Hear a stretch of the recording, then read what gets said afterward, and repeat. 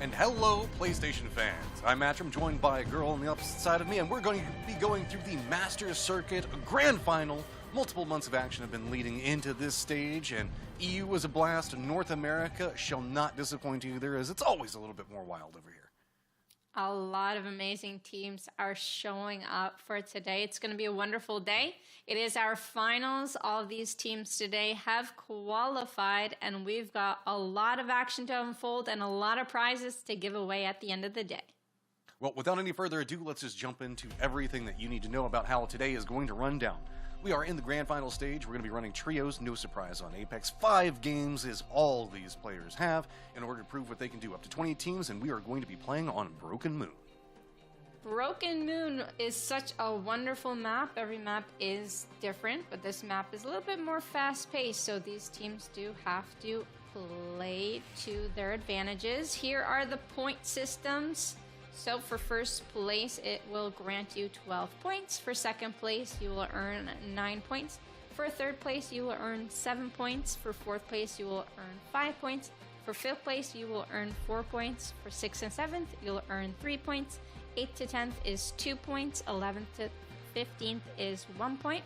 And if you die first, you earn yourself no points for placement. And each elimination is 1 point. So for each game, your points will stack, and then we'll see how you turn out on the leaderboards at the end of the day.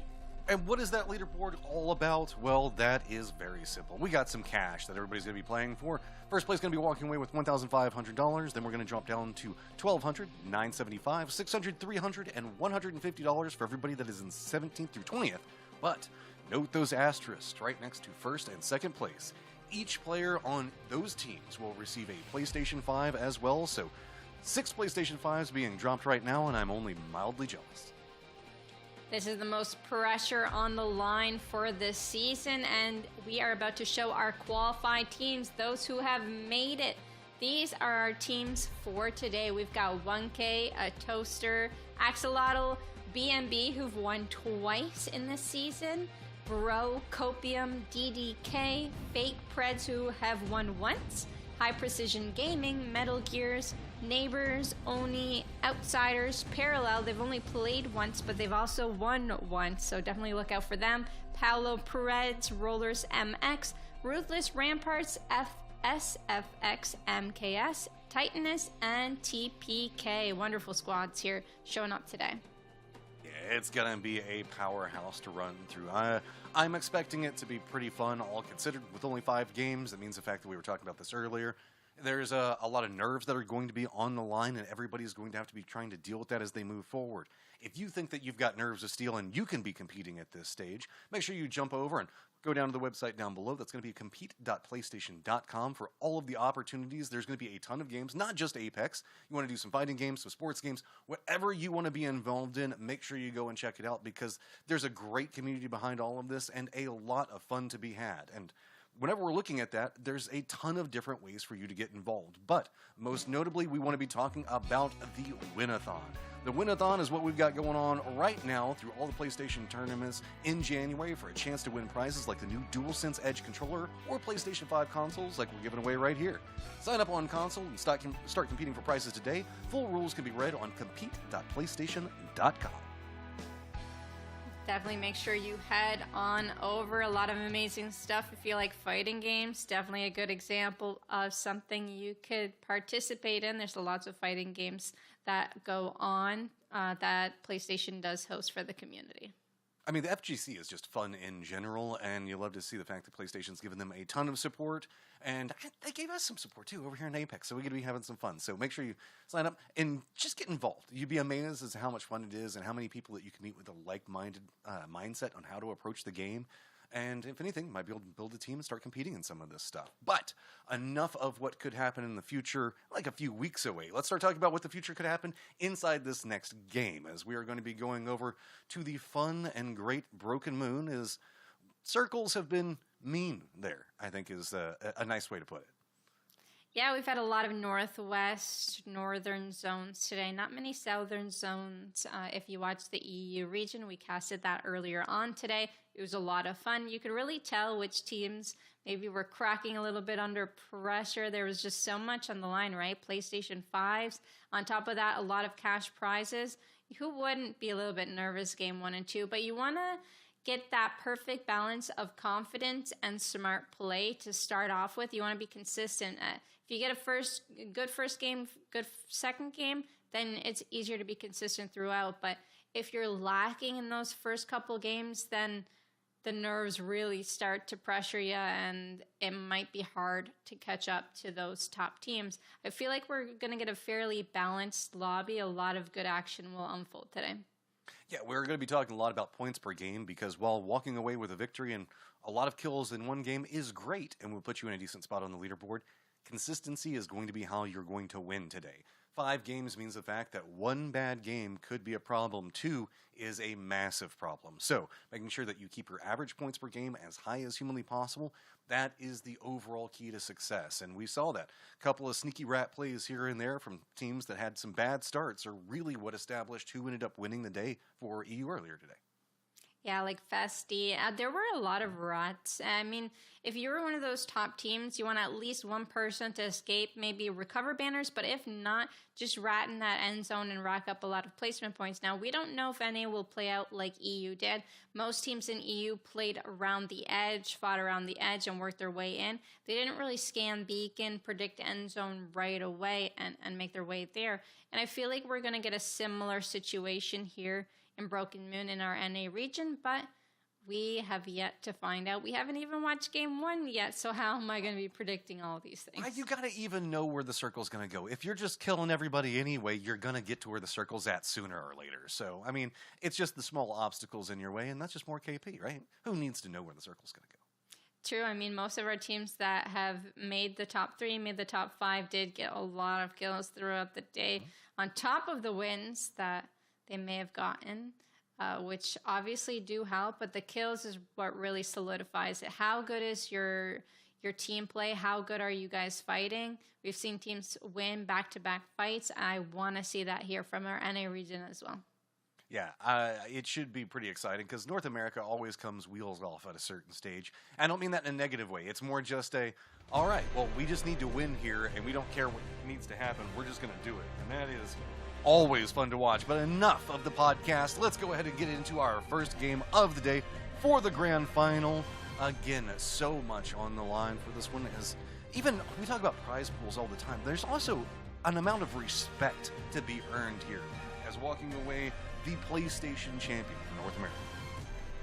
Of course, absolutely. A lot of competitive players, they don't get here just because there's money here in the future or there's PS5s here in the future. They get here because they're competitive players and they like winning and they like improving step by step, every step of the way. And that's what we're going to be seeing here in action as it unfolds today. A lot of similarities of Legends being played, but actually way more Bloodhounds. And there's a Rampart that we have not seen earlier today. Even Loba, actually, there's a lot of diversity here in NA. And 20 teams. We've got ourselves a full lobby, so buckle up. I mean, there's going to be 50-50s, potentials for hot drops. We got a pretty decent-sized map, but with 20 teams, there is no comfort that is going to be found. That means the fact that it is going to be pedal to the metal for probably, I would say, game 1 might be a little slow to start, got to get the feel out, but then after that, it's just gonna go. Game on as we start a toaster in the sky looking for a place to drop. I wonder if these teams have predetermined where they want it to go or if they're gonna freestyle it. We are going to find out now. How many contests will we see off drop? Whoa. We got one team going Breaker Wharf. Look at how many people are dropping late. Yeah, I was taking a look. I'm like, Dry Gulch is free. Cultivation's actually not free. There's a couple people going there late. I think everyone's really scared. The nerves are on. And everyone's trying to look for a free drop spot. Nobody wants to contest just yet. Dry Gulch is the one free POI that I see. Alpha Base is going to be taken. We're going to see a 50-50 divide, 50-50 bionomics, and 50-50 backup Atmo. That's what I see so far. Well, Brad's going to have to head haul out. As you can see, a lot of these guys dropping into the thick of some stuff they don't want to get too involved in. Bionomics is in a 50-50 position. Ruthless Ramparts are going to be to the south, and then we've got another team that's just going to be playing to the north of them. So we'll have to see how this is going to stack up. Circle's pretty centered, so should be fairly equalized for most of our teams. I mean, it does have a kind of eastern lean, but on this map, that's not that big a deal. No, it is not. I'm taking a look at the map here. Promenade might get a fight. But yeah, like, take a look at Bionomics. Ruthless Ramparts. They're not playing Rampart. We saw that last time around. But they are playing a legend composition that isn't often played with the Loba. It's really nice to have 50-50s here, but it's quite hard if you don't have those poking guns like Repeater, Wingman, because there's so many good head glitches that if you hit once, hit twice, you could easily get a knock. It's not fair. If your name is Ruthless Ramparts, you can't all play Rampart. So the only way to make it fair is for nobody to play Rampart, and that way it can be all balanced out. With positioning, it looks like the Ruthless Ramparts are going to go ahead and slam their backs right up against that wall, so that way they don't have to worry about anything else next to them. And whenever we're looking, it does also look like Bionomics is just kind of open now with this. Ruthless Ramparts moving down to the southeast. Other teams now moving to the north. Divide might get some attention, as it does look like it's going to have 3 teams bisecting all in the same spot. We might have a more southern zone this time around, maybe towards Terraformer or around there. We did see a lot of stasis array end zones earlier, so getting a little bit of that diversity that we were talking about earlier for end zones. Still 19 squads remaining. High Precision Gaming, Fat Rips, and Noel are making the rotation. Looks like it is going to be the Divide. A couple of shots coming out here is going to discourage. But now we do have the 3 teams that are going to be lined up. Marty Boy and his team are going to be cutting into the south. And just like 2 ships passing in the night are going to move by a High Precision. And so with this, they flip-flop spots. Now that means the fact that Marty Boy and his team are going to realize, hey, somebody looted here. Where did they end up going to? Yeah, they're still on the edge of the map near Bionomics, so they're probably not going to spot this team on the south end just yet. They'll actually just be looting the buildings on the side, and that's what I really like about Broken Moon is no matter where you go, there's always a building or two that you can loot to stack up on meds or items, and sometimes they even have the better armors. There's so many times where I've gotten a purple or a blue from these side buildings near the zip rails. It's honestly a great spot to go for loot. Looking through it, feels like a lot of teams have a focus on just comfort at the start. A lot of teams trying to avoid confrontations, and that's no surprise. Whenever we come over here with Titans and the setup that they've got around South Promenade, they're going to be moving, well, technically they're going to be moving from North Promenade down to South Promenade here in just 1 second. And there was another team. It's going to be our boy Jay Sean Jack, if you remember him, has now moved into the west with his squad. So everybody is doing a good job on getting in position, and really with the amount of people that we have in this lobby, okay, I was going to say, it's kind of surprising that we've only had 1 team eliminated, but there goes Oni being our second. Yeah, Waco ended up picking up some kills there for his squad, so that's Fake Preds with a couple kill points onto their team. Titanus, they did scan Beacon. It looks like they're trying to play zone as much as possible.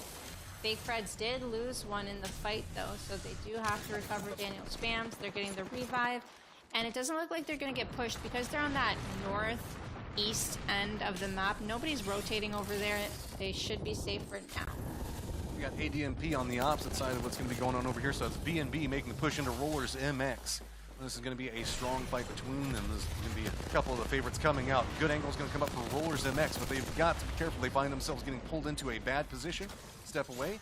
Not too much shield damage just yet. So with this, retreat is going to be the eyes of both of these teams, as it does look like Rollers is going to be trying to move more to the south.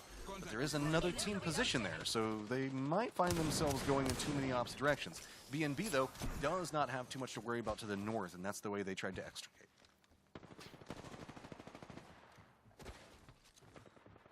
It's a slow 50-50, but surely someone will come out on top here shortly. Doesn't look like anyone's going to be able to run. Rollers MX want to pinch this team from behind.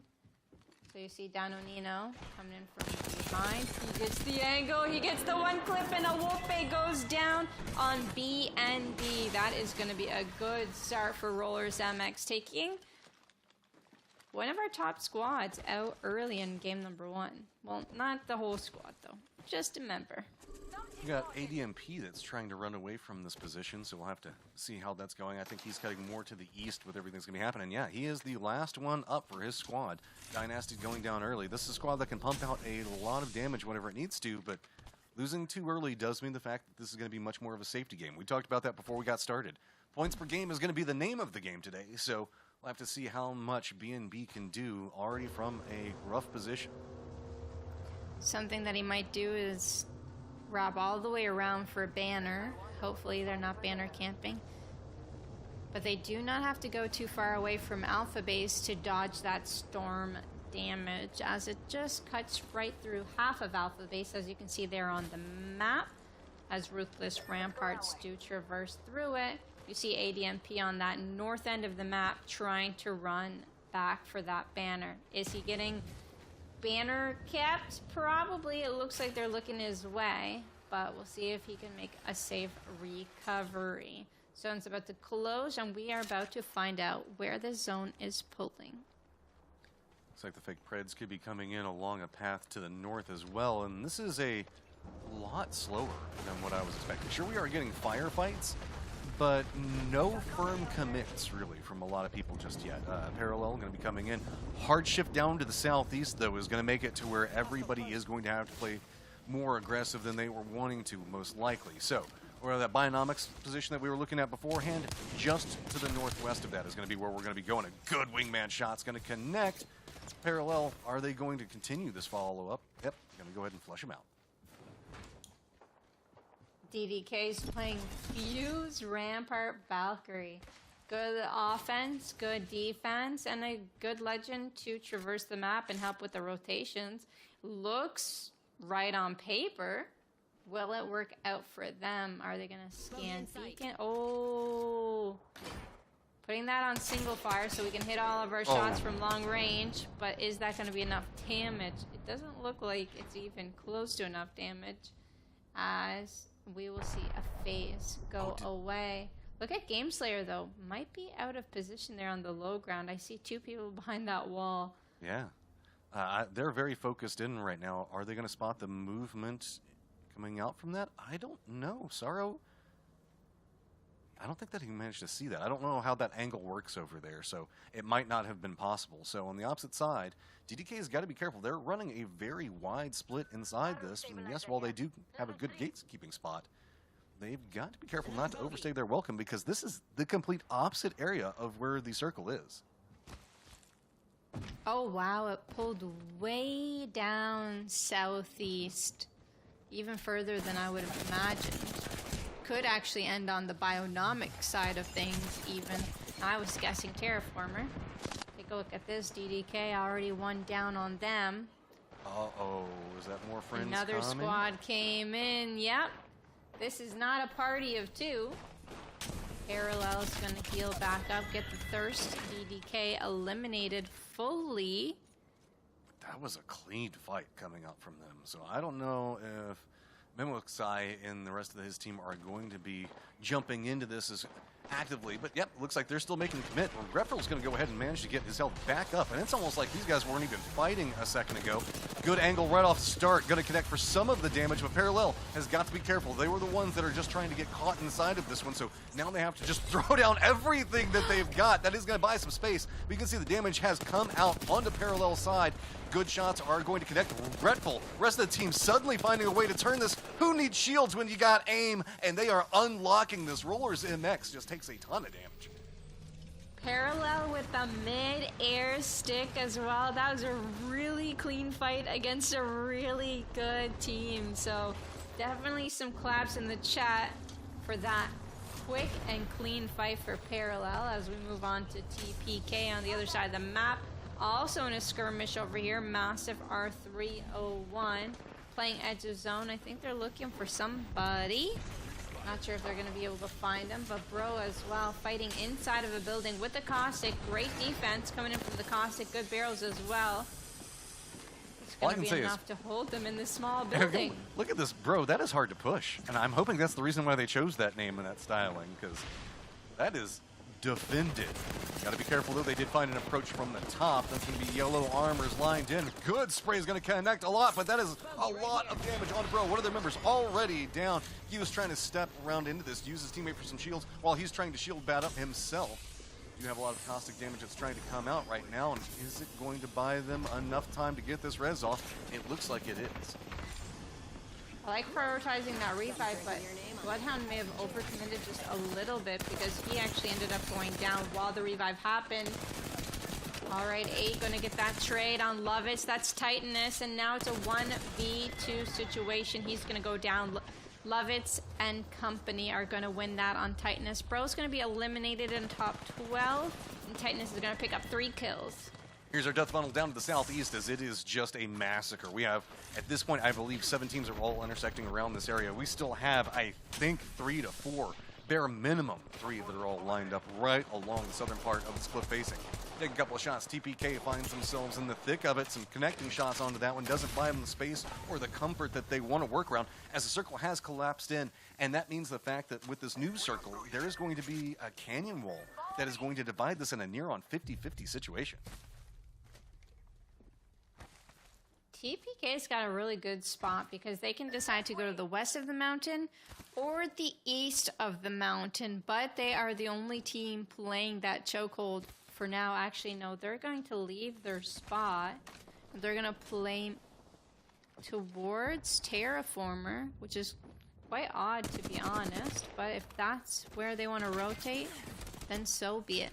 I want to point out the fact that Titans did manage to get control over that compound and have managed to res their teammates. So they are due center circle in compound, and that's going to pay off big for them inside this first game. Paulo Preds are kind of caught in between one big rock and 2 hard places, as it's going to be 2 teams that are going to be surrounding them. So having to jump away from it, do manage to find themselves a hidey hole for now. But it's all about the Western teams. Everybody that's over in the East looks like they're just playing passive and assuming the fact that Circle's going to go to the other side, mathematically most likely going to favor that direction. And so they're all just kind of holding up for now and seeing maybe the fact that these other teams in the West will weaken up and then they can just pounce on it. Well, we're about to find out. There's so much gunfights going on the west side that both of the teams coming in from the north are actually going to come in northeast. So they're going to take near Divide, where Fake Preds and Lily Tay's team are holding. A couple teams going in there. White Shinigami is being followed, and I'm not sure if they even know they're being followed. They're being chased from behind. We're about to have a pretty hefty cluster as Toasters, they do have themselves a building to work with, but I don't know what the plugs look like over there, and they're going to be good enough for the Toasters to hold on to, with Fake Preds on one side of it. White Shimigami and his team now coming in. Vision has been come out, so that means the fact that Fake Preds are going to go ahead and have the angles into it, and this is just, man, that's just hard to handle. Having to just walk into it, you can see that there's so many teams that are firing into around and get away. White Shinigami is moving around into the north to see if maybe he can wrap around, find some new angle, or at least find some survival. It's not too comfy over here. Let us move here. Parallel is going to encounter Fake Preds at some point, but a Toaster's here as well. Yep, they are going to survive potentially if they can run around this rock. Phoenix Kid is, I think that's her teammate nearby. But some time for now, but there's still a ton of lineups coming, and the circle actually goes down to the southeast. That means the fact that all the teams on the west are now going to have a wrap. Luckily, they do have a pathing to work with. Fake Fred's going to continue their run, though. Go ahead and finish this one out, as they're going to try to get as much control of this area as they can. There is still that other northwest of them, but they are looking at a Toaster's position now, as they have 2 different threats. The team to the north now starting to wrap in, but you can see Fake Preds already has vision, already has an idea on how it's coming in, and already trying to hit some damage. Yeah, and Fake Preds already eliminated one of the outsiders as well.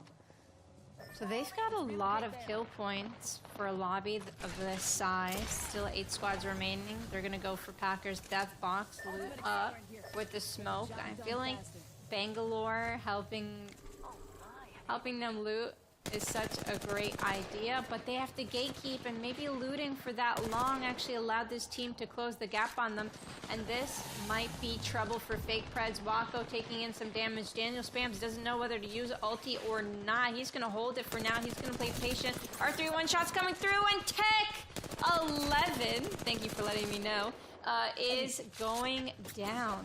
Got to be careful, though, because with this going on, Toaster has now left their compound, and they're playing this more aggressive. Just that small movement coming out means the fact that Fake Preds now finds themselves gate-capped off from this position. Toaster now lined up defensively against these two different teams. Got to be careful. They're about to make themselves a threat and have twice the amount of enemies coming after them. They have to make it into the zone somehow, and they're going to be getting gate-kept. But they do have Bangalore smokes to block line of sight from Toaster. Toaster's going to have to defend their building from two teams coming in from two different angles. And here we go. Here we see it. Parallel right underneath them. All attention is on top of Parallel right now from a Toaster, which will leave some room for Fake Preds to close the gap and close the distance on in. Infamous Sniper's going to have to realize that they are running around. Smoke's now out, should draw that attention, but you can see Toaster realizes they've got to deal with the close range threat first. So they're just going to commit down.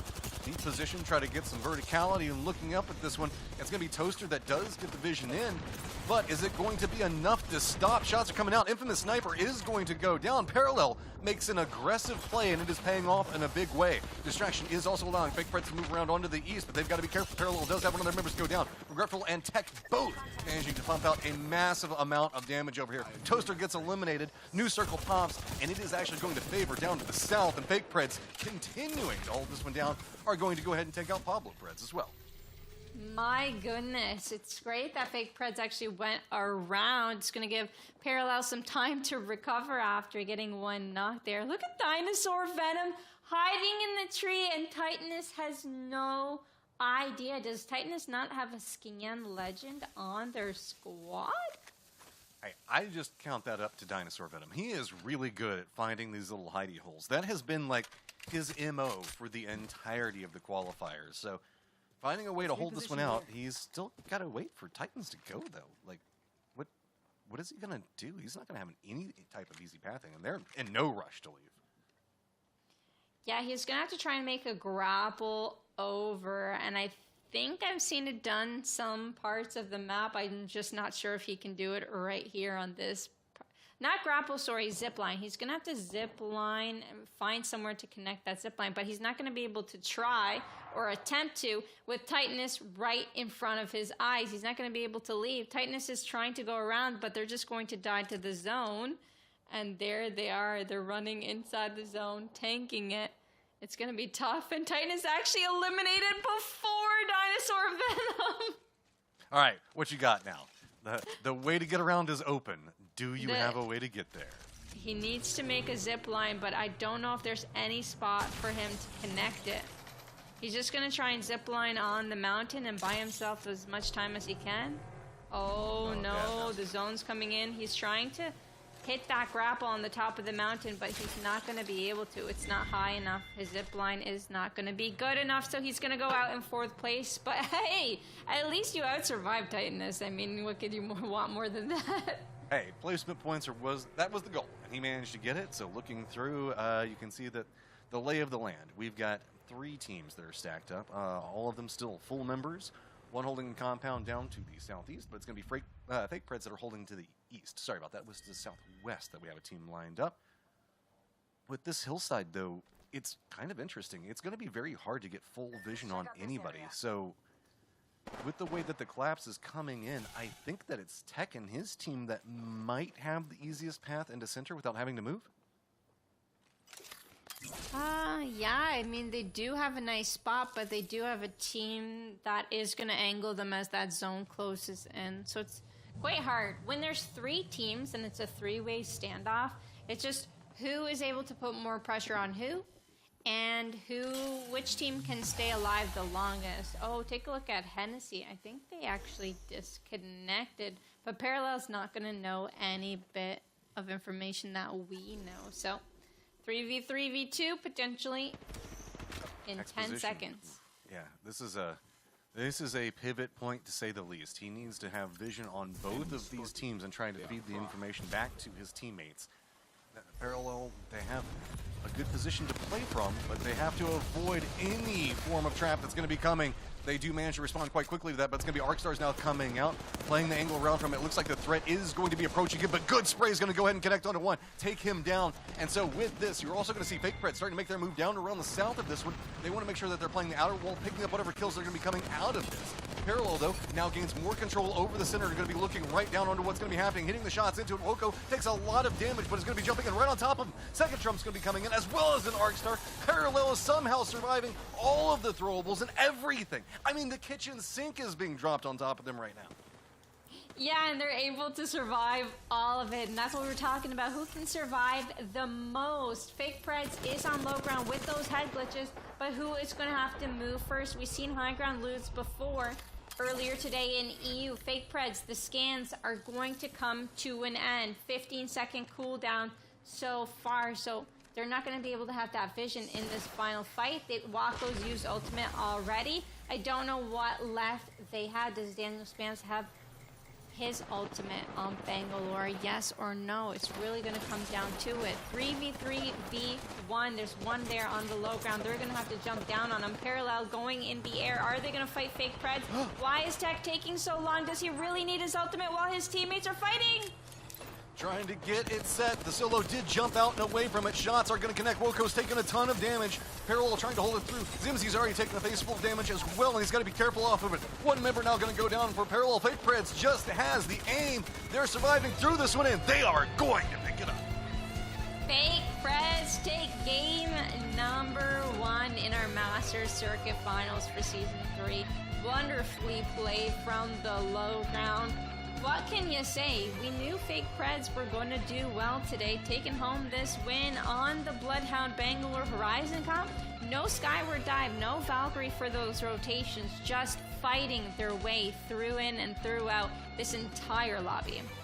I mean, they managed to handle a lot of very peculiar things. When the circle went down into the southeast, it just was an instant change. And you do have to admit, they did a great job of holding out all the teams that were coming into the north for so long. Them in Parallel were kind of working in lockstep for I would say, at least a circle or two, trying to make sure that they keep everything under control. But then it was so hard to navigate everything in there.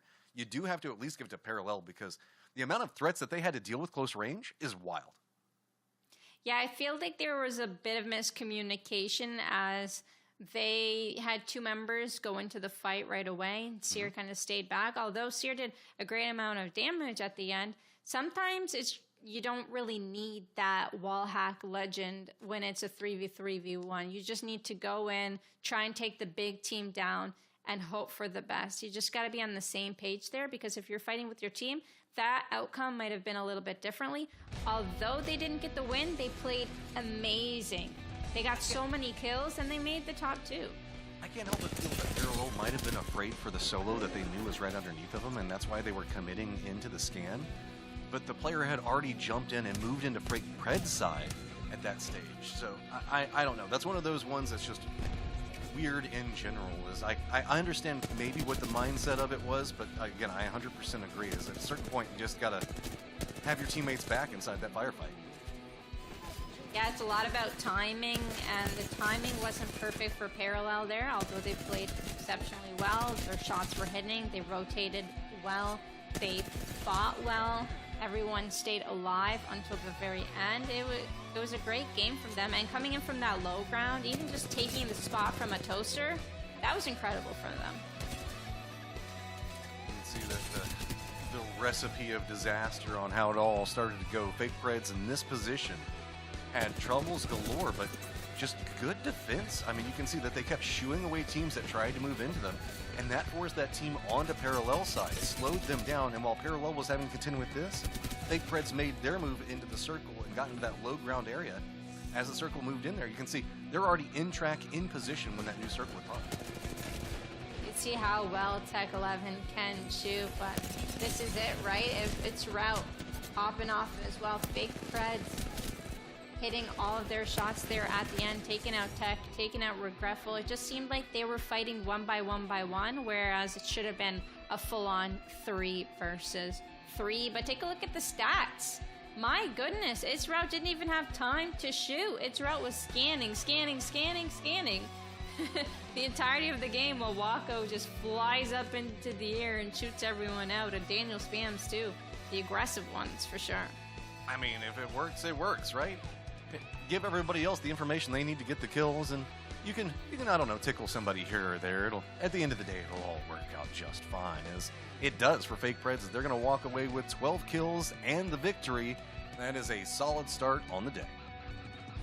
If you win, then you did your job. You can't you can't ask for anything more than that. And sometimes, playing the fun legend, playing the scan legend, it's not a bad role to take. And look at how close they are with parallel on these leaderboards.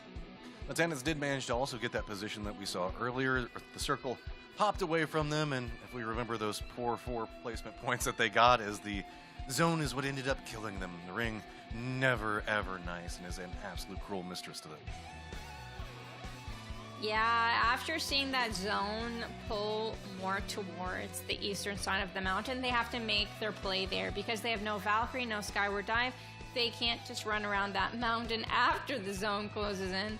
But unfortunately for them, or fortunately for them, they're in third. Come on, it's just game 1. Yeah, also shout out to Outsiders. Dinosaur Venom, playing with this team, I don't remember which one it was at the time, did manage to pick up 5 points by out-surviving them, so presently in 8th, with the only thing they could manage to pick up. But when you're playing as a duo in a grand finals, 8th on the first game, not too bad. Yeah, absolutely. Top 10. We've seen a team earlier, I believe, go from 11th to 5th or something like that. Yeah, which team was it? Off the top of my head, I cannot remember. We don't play. We don't play. Okay, yeah, you got it. Sorry, it didn't compute my brain that we don't play would be that low to start with. So. Yeah, exactly, because they're a team that's normally always on the top of the leaderboard. But after 2 bad games to begin with, they came back from the bottom of the leaderboards back into the top now. If you're in the top 10 right now, be happy. You've got a lot more games to come, and there's going to be a variety of end zones, so be patient. Yeah, I mean, we're waiting for the lobby to fill up, and we've got most everybody in there, it looks like. So we'll be getting into that in just one moment. So you were talking about the fact that in EU that we were seeing a lot of Seer, but now we're starting to see more Bloodhound over in North America. Why do you think that what exists in the regional difference? Is it a playstyle that one just benefits more? Is it just more like, this is what we like? Yeah, definitely personal preference comes into it, and the amount of Bangalore Bloodhound plays. They might be comfortable popping dog in all of the smokes and playing that kind of combo. But yeah, it's hard to say. I don't know if there's a big favorite. Is Seer better than Bloodhound? Don't ask me. It feels like Seer has more capabilities, but Bloodhound's more of a fighter, I would say. They have these scans that go off really quick when ultimate is popped, so maybe NA's just more aggressive, so they like Bloodhound more than Seer.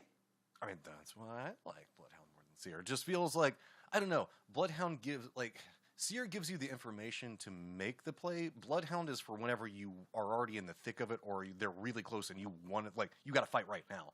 I don't know. That's just the way they feel to me. And that's sometimes you just got to lean into what feels right for it. And it does seem like this time Bloodhound does pay off. And sorry, I'm still caught up in poor old Dinosaur Vid. I'm trying to make it over that wall. Oh, it's okay. Sometimes I have seen one area of the map, I don't recall which spot, but where a Pathfinder could make a zip line all the way over the mountain. It needs a few trees on top of the mountain for that zip line to connect.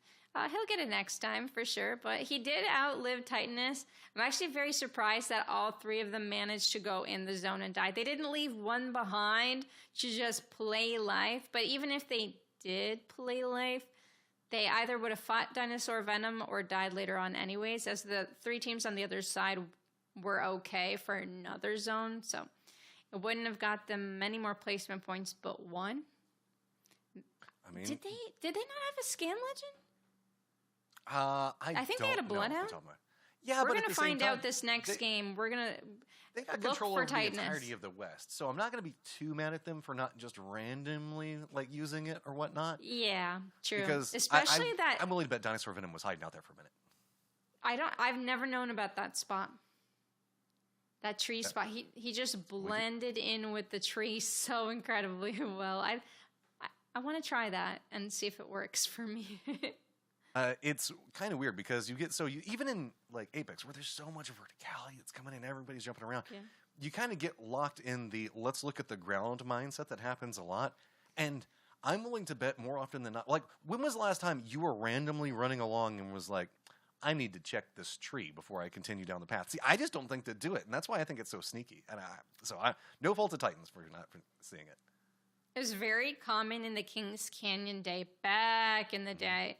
People would check the trees because there's so many trees you could climb in. But for Broken Moon, not once have I thought there was somebody in a tree nearby. Especially with the scan meta, the amount of bloodhounds, the amount of seers. Like, nobody thinks to rat anymore, especially in a tree, but worked out. Hey, I mean, whatever it takes, right? Again, they're playing as a duo, so respect where respect's due. Again, that was also a very hard circle to try to deal with the earlier circles being that 50-50 across. I mean, it was... I feel like I don't have good luck. I don't go to Vegas because anytime I think, like, if it's like a 50-50 situation, I'm like, oh, it's going to go this way. It never seems to go that way.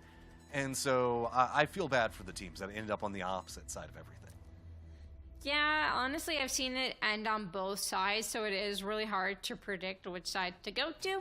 But let's take a look at these stats. Overall eliminations and damage leaders. We're only one game in, and take a look at this. 1,200 damage, 1,300 damage, 1,900 damage on Regretful from Parallel. Parallel has been owning it, but Fake Preds also have been killing it as well. A lot of kills for just one game played. That is insane. I mean, there are teams that wish they could get 8 kills in, like, I would say the first couple of games. Or go to walk away, just him having that is absolutely insane. And we didn't get a chance to see a Toaster in their defensive line, but you can see your Plugs Plug did do very well as well. TPK Ghost also found himself in a lot of firefights and did a good job with that one. Titans we saw move into that position early, and that was probably where they got most of their damage. Yeah, but it looks like they at least had some other friends that came and visited them at some point to pick up those other kills. Well, to be honest, if you had 8 kills over this whole final series, you'd still have a positive KDA. So Wako can sleep safe and sound tonight because his KDA is not going down. We are dealing with a slight issue with the players right now to make sure everything's set. This is a grand final. Only 4 games. We want to make sure everything is good and golden. So, yes, you do have to deal with us doing a little bit of a podcast for a second so that way we can make sure everything's fine. But it's always better. At the end of the day, with cash on the line, with these PlayStations on the line, everybody wants to make sure that everybody has the best chance to succeed inside of these events. And so, it's going to take a minute. We'll get there, I promise. But you want to have your team have the best shot, so let the other teams have the best shot too. First PlayStation tournament for Apex in the new year. So everybody's trying to do their best and make sure that they all connect here. But for now, let's talk Legends. Well, actually, it seems like we might take a very quick break to get this set up. Then we'll talk Legends during the break and maybe come back and share what we were talking about with everybody else. But we're going to do a quick deep dive on what's happening over here, and we will be back in just a few moments. Make sure you guys stay tuned.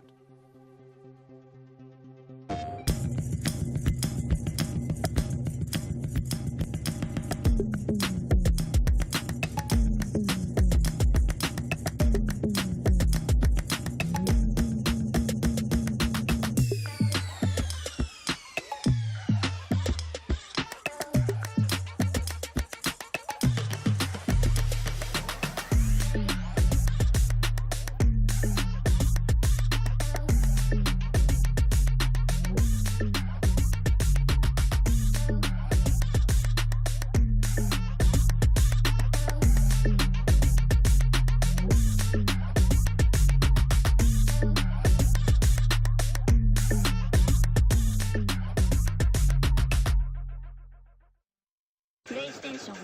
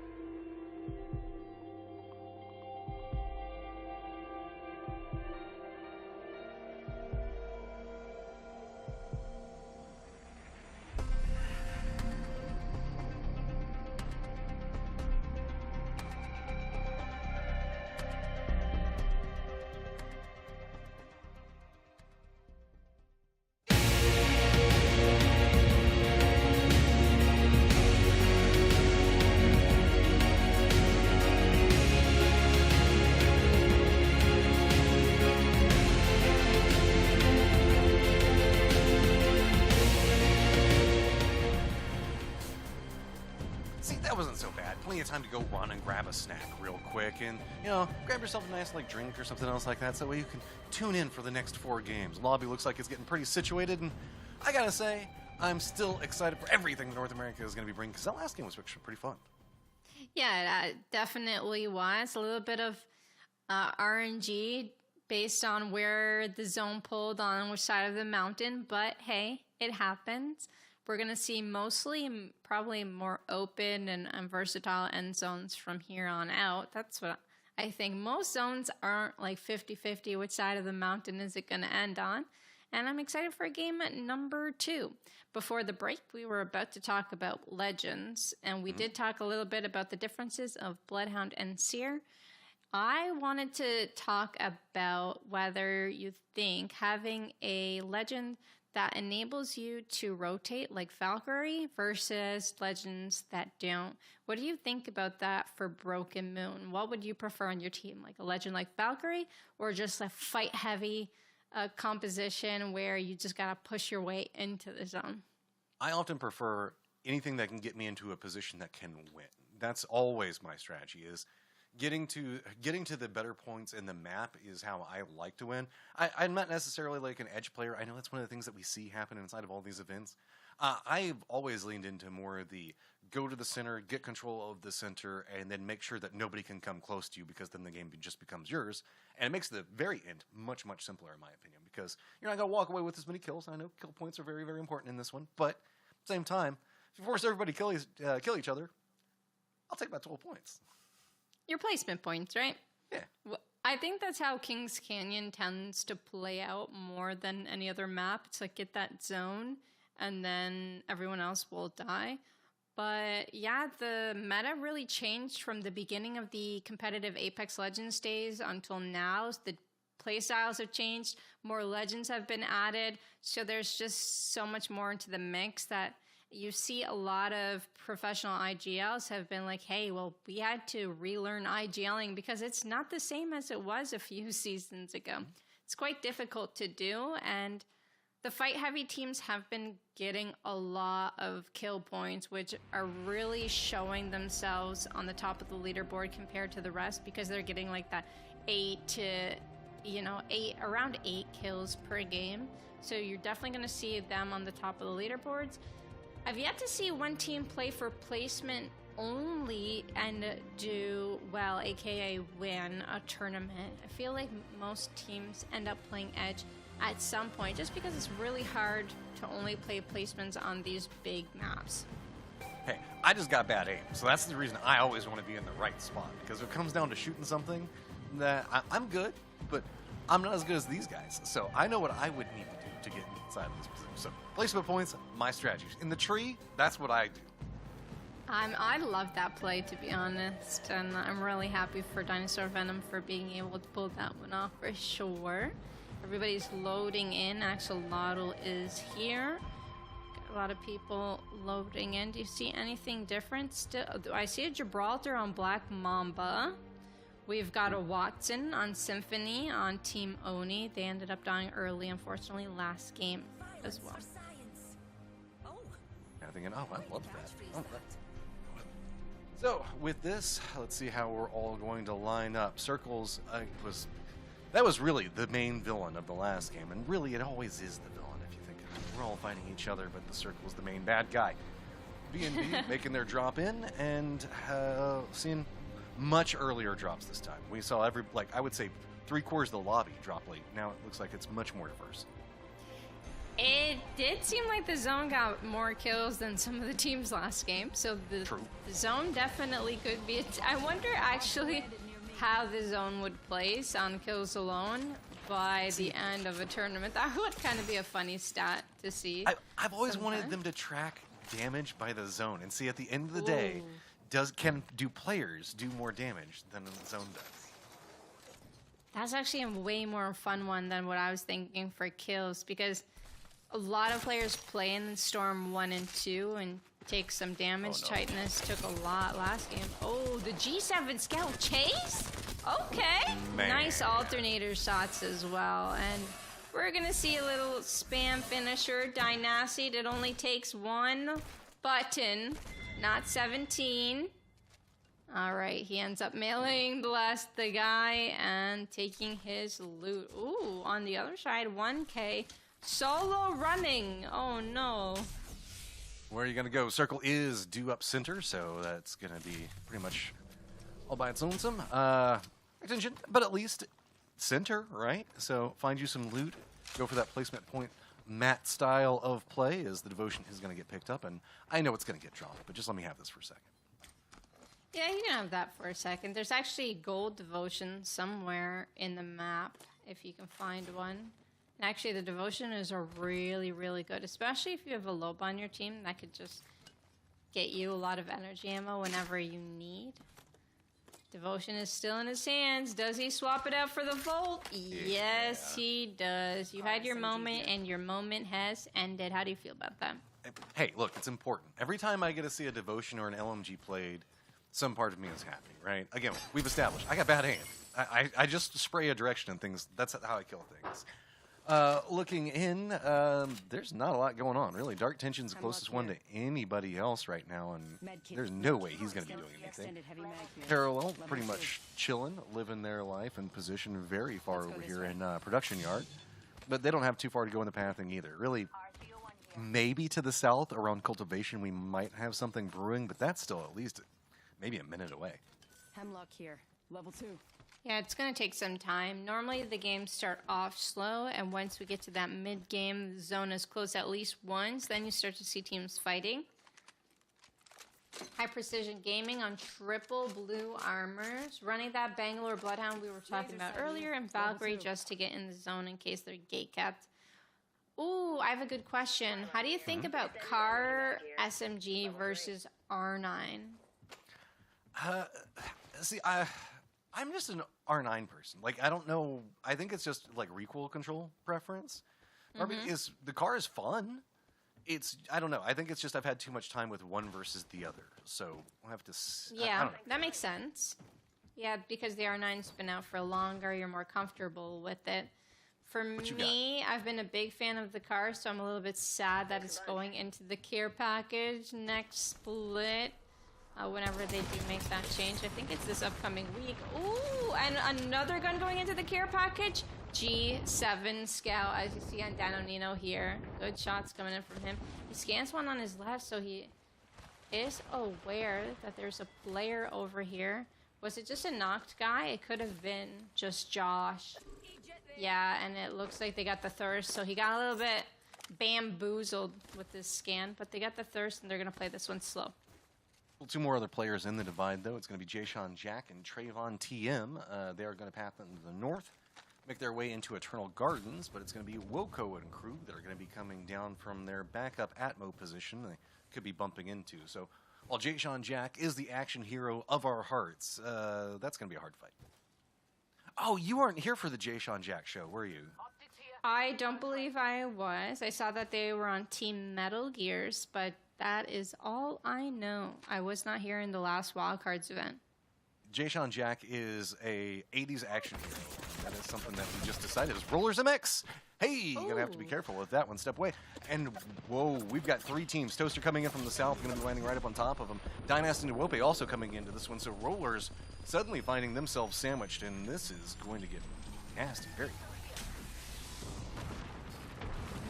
Yeah, they don't have much cover there. It looks like they want to run away, dodge the steer ult completely, dodge the fight completely. Maggie Ball coming on back, and Toaster's like, well, they can actually use that to their advantage if they want to run up quickly. Yes, they do. They're going to take that Maggie Ball, and they're going to run forward here. Memo Kusai downed.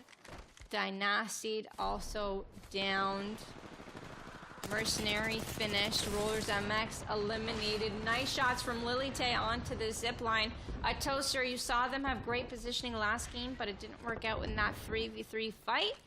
You can see them, you know, their anger come out right now. They are on the hunt. They are playing to their max potential here. They're not going to let anyone slip and slide away from them if they can handle it. Yeah.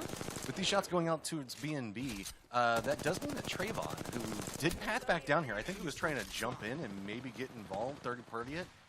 He is going to be gatekeeping this to some degree, so B&B doesn't have a lot of movement space. Every single time Toaster hits some of these shots, they're going to be forcing them more and more back. But with Trayvon now moving into the north, and he's going to be moving next to, fake Preds, and this is, man, this canyon's about to suck. There's about to be 4 teams, maybe. We might see an outer pathing come through here, but this is still going to be a lot of very strong teams real close to each other. Yeah, there are still a couple of choke points around here, so you could retreat at any given moment. I really like the rampage changes that they made. I believe he just took the scope off of it, you know? Sometimes if you don't like the care package, you can at least take the scope off of whatever gun was there. Low ground shots from B&B are hitting. Now, will we see a gravity lift? I feel like it's right about time to use it. You're going to destroy this black hole real quick. Nades are going to come in. Are we going to see a gravity lift? His teammates are just going to go up on their lonesome Pathfinder, Bangalore, and Horizon. No scan legend whatsoever, and they are an aggressive comp. They are on the chase. It is just hunting them down right now. Are we going to see the distance come out from it? It is going to be Jay-Sean Jack trying to run away. Trayvon's not going to be able to get too much further. But Jay-Sean Jack at least escaped. But with this, guess what? Fake Preds heard this and now are looking in and they're like, do they know that that's B&B? Go kill feed? Do they want to take this fight?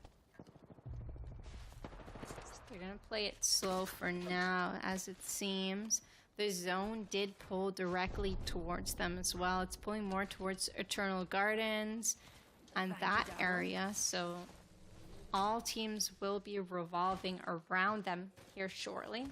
Fake Preds is deciding to play the outskirts of the map. They don't want to play in the middle and get themselves pinched. They're playing this slowly. Sometimes that's the way to do it, though. You don't want to get yourself in a fight with 15 squads left. Now, if it were 10 or less, it's kind of how I learned Apex. If there's 10 or less per squad, then sure, go ahead, take a fight. Oh my goodness, it's Route. Didn't even have a second to take that zip line. B&B killed its route in an instant. My goodness, where's his teammates and why are they across the map? I guess he got caught out over here. They're going to actually path right underneath of Toaster that's coming in. This is just in general a weird situation that we're starting to see because the Northwest is about to get really, really stacked with teams. That's going to be pathing difficulties galore over there. I mean, the last game was a 50-50 around a mountain or a canyon wall, whatever you want to say, and this one looks like it has a recipe to do that in several different ways. Let's head in that direction, darlings. Yeah, I really like this zone. I like the different amount of approaches that teams can take towards it. You can come in from Terraformer, you can come in from Promenade on both sides of the mountain, Stasis Array, Eternal Gardens, or Divide. So it gives plenty of space for teams to come in and plenty of cover for them to play.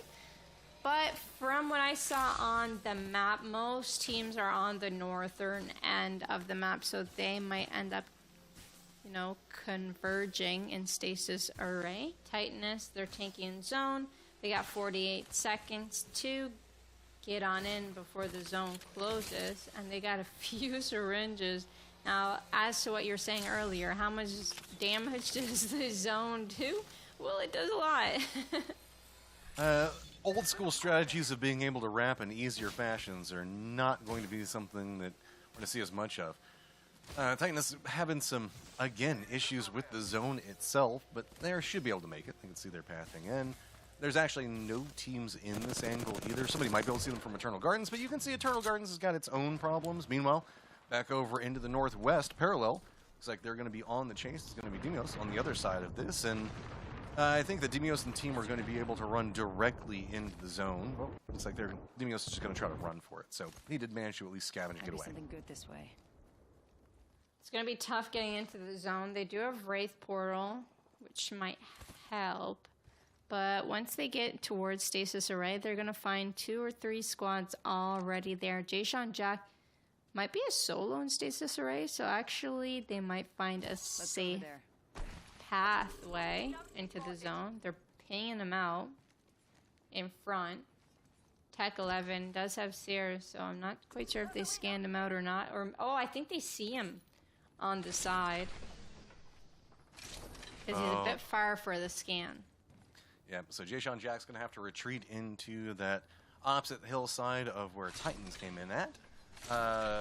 Dark Tinge also going to be moving in pretty close to Dynasty, and that's not where a solo wants to go at all. Yep, there we go. Toaster is going to go ahead and get eliminated as ADMP. Now, that was just really quick. ADMP, Ope, and Dynasty just popped that. Yeah, all at the same time. They were all dead in an instant. Maybe a few grenades might have helped with that. BNB, oh yeah, take a look at that. They actually took a lot of damage as well. But at least they're all up and alive, so they didn't get third-partied. Let me take a look at the building that they're in. They are still in zone near gardens. They actually have a good spot. Let's give it a couple seconds. Yep, they are still in a wonderful spot. I think that's Dinosaur Venom right underneath them. Okay, the ratting is not going to work this time, Dinosaur Venom. I apologize. Look at this. You're just giving away his position, letting him know that he's there. Dinosaur Venom is going to go down. I was just looking at the map. Black Mamba is still alive for his squad, so one rat shall replace another. Who shall be king? We'll find out shortly.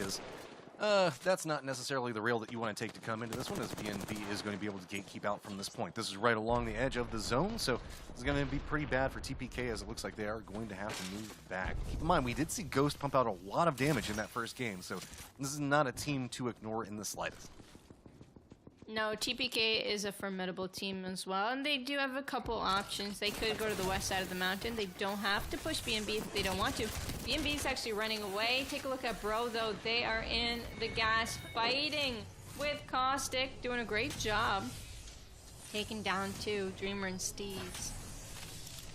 It's gonna but be it's still top 11. Yeah. Imagine come all the way over here, and I don't know what they inherit. I guess it was just get as far away as possible. And this is going to be BNB for a bit, as they have just decided that all of the circle is theirs. Look at this in the way that they're moving through. They've got pretty much from the center all the way up into that northern canyon that is just theirs. Dynasty Wope playing up there, and ADMP, who's going to be able to spiral out Dark Tension in just a second. This is a very dangerous spot to hold because it doesn't have much cover, and once you're caught, you're caught. So BNB do have to be very careful on how they play here. Fortunately for them, TPK is quite far away, and they are safe for now, for the time being. Dynasty is going to pop the battery. They have so much loot because they fought so much already. Minimum 5 kills on their squad in game number 2. They want to catch up to those leaderboards. It's going to be on the opposite side. Regretful. See, you can see that BNB has realized the fact that they could have an opportunity in this fight. They're going to move in. Backs up against the wall. It looks like Regretful is going to have to try to figure out what they're going to do. Shot's going to open up, but it's not going to be enough to make this comfy. There you go. That's going to feel better. Now, with their armor situation, they've got to be careful. Dynasty, though, taking a ton of damage. Regretful finding a good angle into it, but ADMP getting one down as well. So BNB not going to relent this one. Wope taking a lot of damage. Goes the wrong side. Now it is just ADMP in a 2v1. Make that a 1v1. These guys are going all out. Tech on one side of it, ADMP on the other. But it looks like some extra attention is coming in. A full squad is coming in right back behind this all. ADMP is going to have to try to handle this first, but Tech is running out of this position. Realize the fact that this is just not going to work. Ruthless Ramparts are fully eliminated. Awope is going to get thirsted. Dragon's going to thirst. Regretful as well. I don't know if Awope or Tech 11 are going to be able to get banner retrievals. They got dynastied up, though. They are a 2-man. BNB is a 2-man. I repeat, BNB is a 2-man. Are they going to try and 2v... Is this a 2v2 or 2v3? Dragon and Horizon look like a duo. Bro is also a duo. There's actually 3 solos, 3 duos. There's actually so many broken teams right now. BNB could get this recovery. I think it's the easier way to look at it is I think it's just TPK is the only one that actually has all 3 members up out of the 8 teams alive right now. So playing that one carefully, it looks like BNB does want to get some vengeance in on this. They felt that this was their fight to win, and then they didn't really get what they wanted to. So run forward, go ahead and get the beacon, step back away. Do they have somewhere that they can go for? Yeah, there's a couple options here. For respawning, it's got to be in the crafter. If it's not in the crafter, I don't think they're going to get a respawn whatsoever. But they need to get some materials. If so, let me take a look. Yes, respawn beacon is in the crafter. They do have to craft it. Nice damage coming in from Dynasty, doing the gatekeeping here on the edge. He will have to play safe as ADMP is crafting that respawn beacon. They might even get pushed if that comes through. Titanus is here as well. This is dangerous. So those shots are going to push ADMP away from it. Now this is getting more and more hairy as it goes. What is B&B going to do?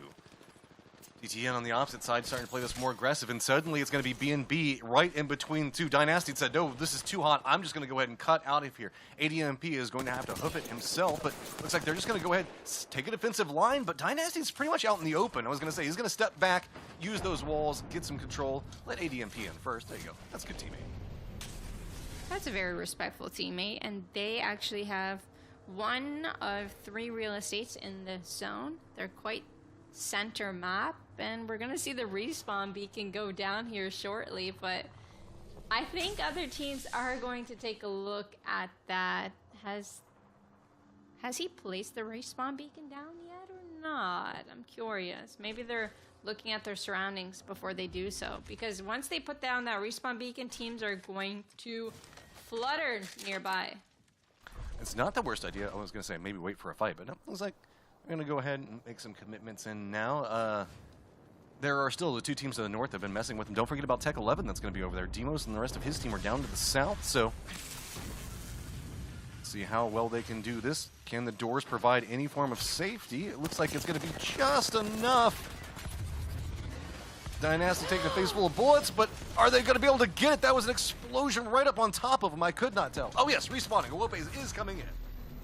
He's coming in, but the black hole did so much damage. Dynasty isn't going to be full. They're going to have to try and fight inside of this, but was it worth it? They get stuck. I believe he is going to go down on that Arcstar. ADMP also going to go down. This was just an incredible push by Paolo Preds, and it was not worth the respawn in the end of it, unless... Nope, it doesn't look like it was worth it at all. Lope, where are you going to go, man? Oh, he found a blue shield. He also found a full enemy team. All right, check this 2-man team. There you go. They're going to go ahead and take him out. Black Hole's going to come in, and Paulo Preds, who just had themselves a good play, is going to find themselves just with 1 up right now, and it is going to be Titanus that's going to be coming in back behind him.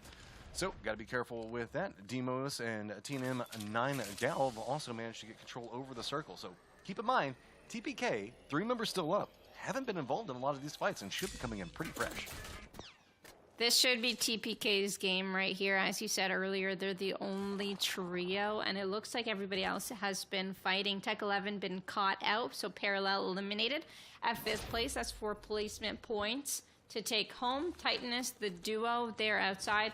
They're looting, but take a look at this. TPK is coming from their end, and they're going to be looking down on all 3 of these teams that are somewhat stacked upon each other.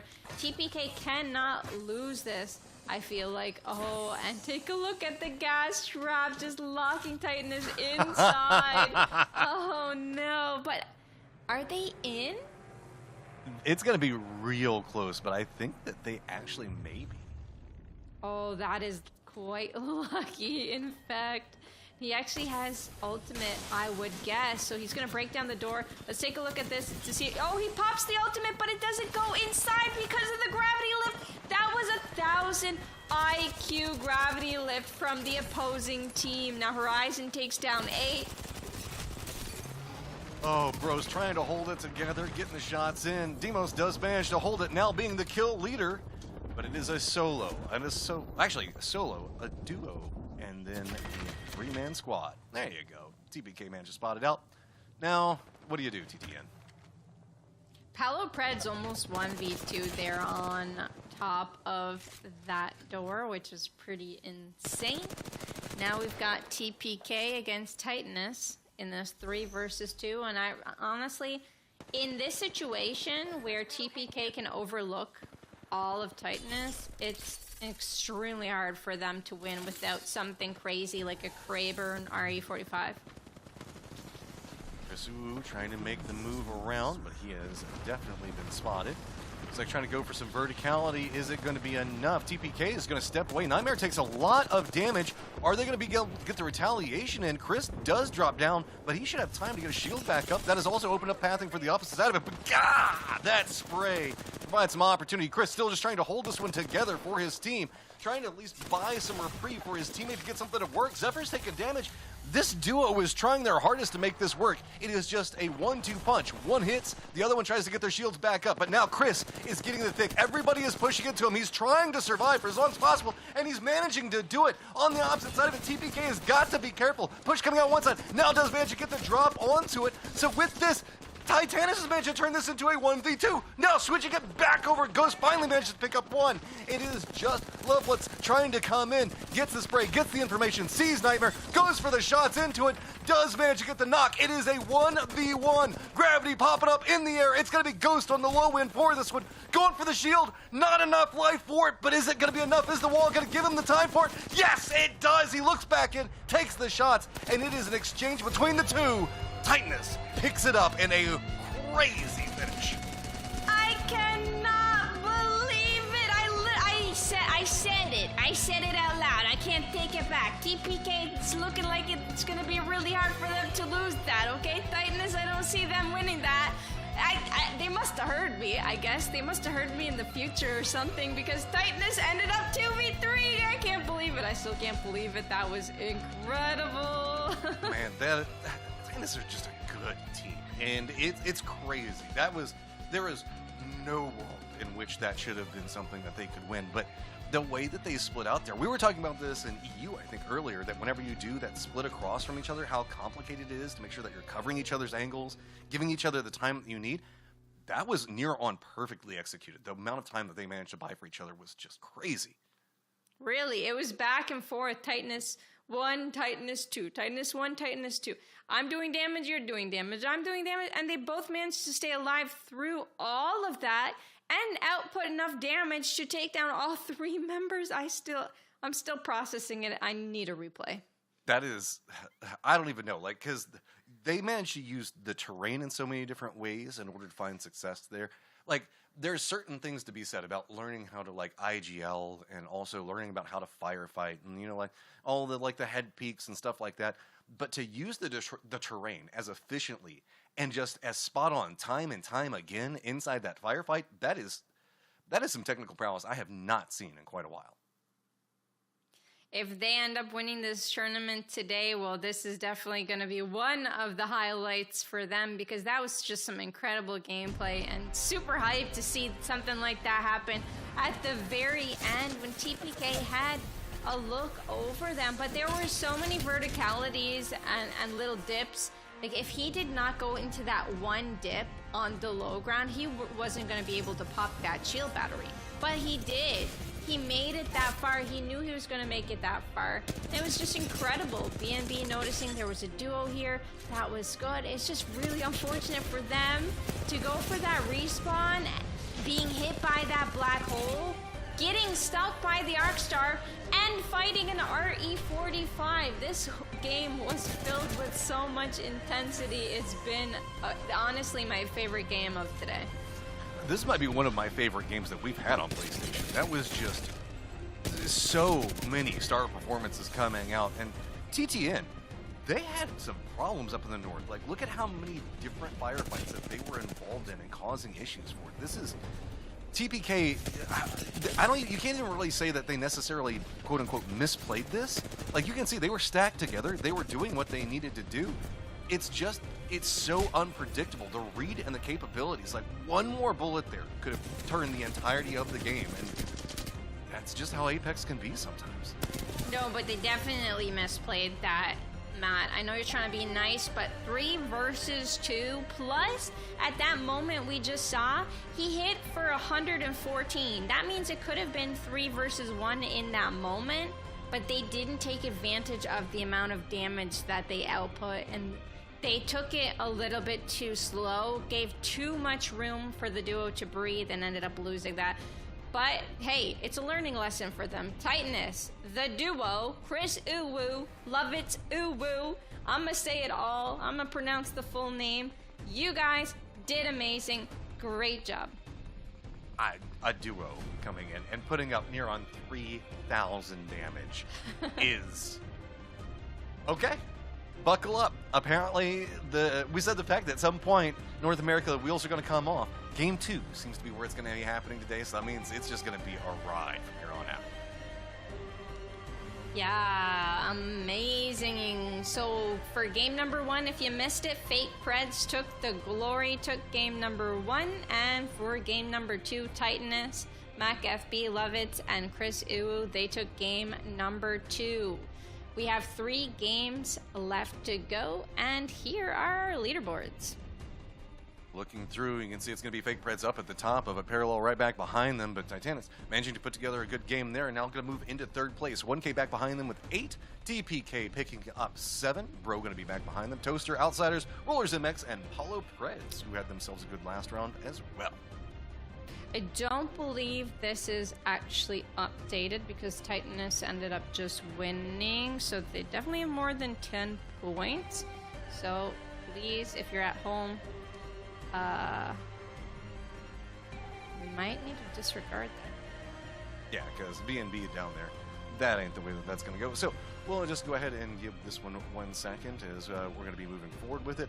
I do want to give everybody a heads up that we're going to be trying to get into the next game as fast as possible due to the issue that we had before coming in game number 2. So we will try to get that as established as we can moving forward. I'm just still awestruck. So, there we go. Here, now you can do it. There we go. Yeah, so I knew that wasn't the right leaderboard, but here we do. We got the right leaderboard. Parallel with 38 points. In 1st place, Titanus with that win, catching up in 2nd place.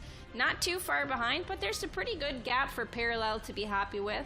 Fake Preds in 3rd place at 27 points, only 2 points away from 2nd. TPK, they ended up losing that last fight, but they're doing great. They're in top 4 and only 2 games have passed. Bro as well at 18 points. BNB, it seemed like they were doing really, really well. They've got 11 eliminations, me trying to say both words at the same time, but only 3 placement points, so they really need to pick it up and start surviving a bit longer. Paulo Preds, gotta give it up to Horizon. Lots of claps in the chat, almost pulled off a 1v2 situation on our last game. 1K at 8th place with 11 points. Outsiders, Dinosaur Venom, and Packers with 8 points. And a Toaster making our top 10 with 7 points. Keep in mind, everyone here today goes home with a cash prize, but there are differences between 1st and last place. I also want to give a shout out to Bro. Whenever we look at some of the teams that they're in the thick of right now, this is a lot of the teams that we were talking about will have the chance to pick up and maybe win this whole thing.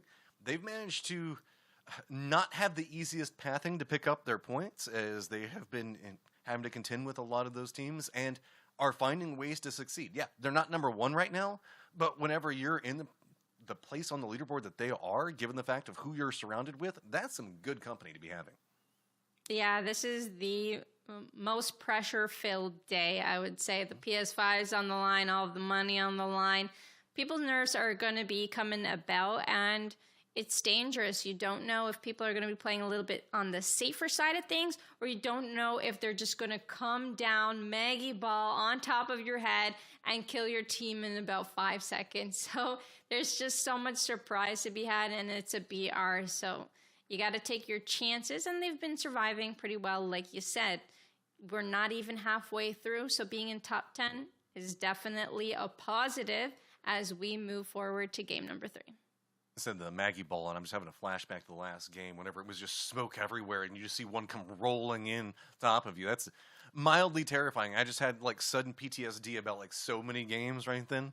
But hey, navigate it. You mentioned it. Jump in, follow through afterwards. This aggression has been paying off for our teams. Actually, look at that. TPK was the one that was kind of playing more passively, and that came back to bite them. It shows that confidence changes the tides in the entire tournament series. Having that confidence, playing off of the damage, because TPK isn't a bad team. They did 115 damage. They know how to shoot, but they played a little bit more passively and allowed them to get surrounded by a pack of 2, and that's what made them end up losing the fight, because they didn't take advantage. When you do that 115, even though the player that they shot was a bit further, they can just full commit on the second player, because that one player will be out of bounds for the time being. They have to pop a shield battery. If they do shoot you, you shoot back and they're a free kill. If they don't shoot you, you have enough space to focus their other teammate. And that's what you can do next time, Coach Girl. Dropping it in there, giving the advice, moving forward with it. This was, I'm pretty excited moving into the next set of games, because we haven't had anybody that's really started to run away with it yet. No. There is a lot of really strong teams in this lobby, and a very packed lobby on top of that. Whenever we're looking in, you said the fact that, confidence is very important for the fights. I'm willing to bet that moving into the next game, Titanus is going to need a wheelbarrow to carry in their ego coming into this next game. I wouldn't be surprised if we see them being much more aggressive, because after that, I would feel like I could take on the entirety of the lobby at any given time I wanted to. Well, we've seen it happen before where teams that were underconfident, they don't win their team fights, but teams that are overconfident end up getting third-partied. So you really need to hit that sweet spot. You don't want your brownie too sweet. You don't want it too bitter. You need it at that sweet spot, or no one's going to finish the brownies. And the same thing applies to Apex Legends. You have to know when to take your fights. That's what Titanus did. They waited for the moment, and once they had to take their fight, they took it. Will they play overconfidently? You know what? I'm going to take your word, and we're going to find out here shortly. I've got to stop you for a second. Yeah, go ahead. Do you imply the fact that if the brownies aren't sweet enough, you don't eat all of the brownies? I didn't know that this was a conceivable concept. I have to eat all of the brownies, no matter how bad they are. Is there a bad brownie in the world? Who are you trying to please? Probably my wife. Exactly. You're trying to please her a little too much, or maybe you're not. Eat all of the brownies. I'm not going to impose. What is a bad brownie? My brain broke in the middle of that. I was just like... You said no matter how bad her brownies were, you would eat them. So you said that there was a bad brownie you would eat. She doesn't. She puts marshmallows and stuff like that inside of them. They're okay. It's just like... So you don't know what a bad brownie is. It's true. You don't know if you would eat them all. No, I probably would. I'm kind of like... You still would eat them all to please your wife. Or just anybody. Brownies are great. I'm a sucker for brownies. What if they tasted bad? You know, those really cheap convenience store brownies that you can get that are Oh, but those are good. Those are sweet. They're really good, but let's be honest, they're bad-ish, right? No. They're decent. They're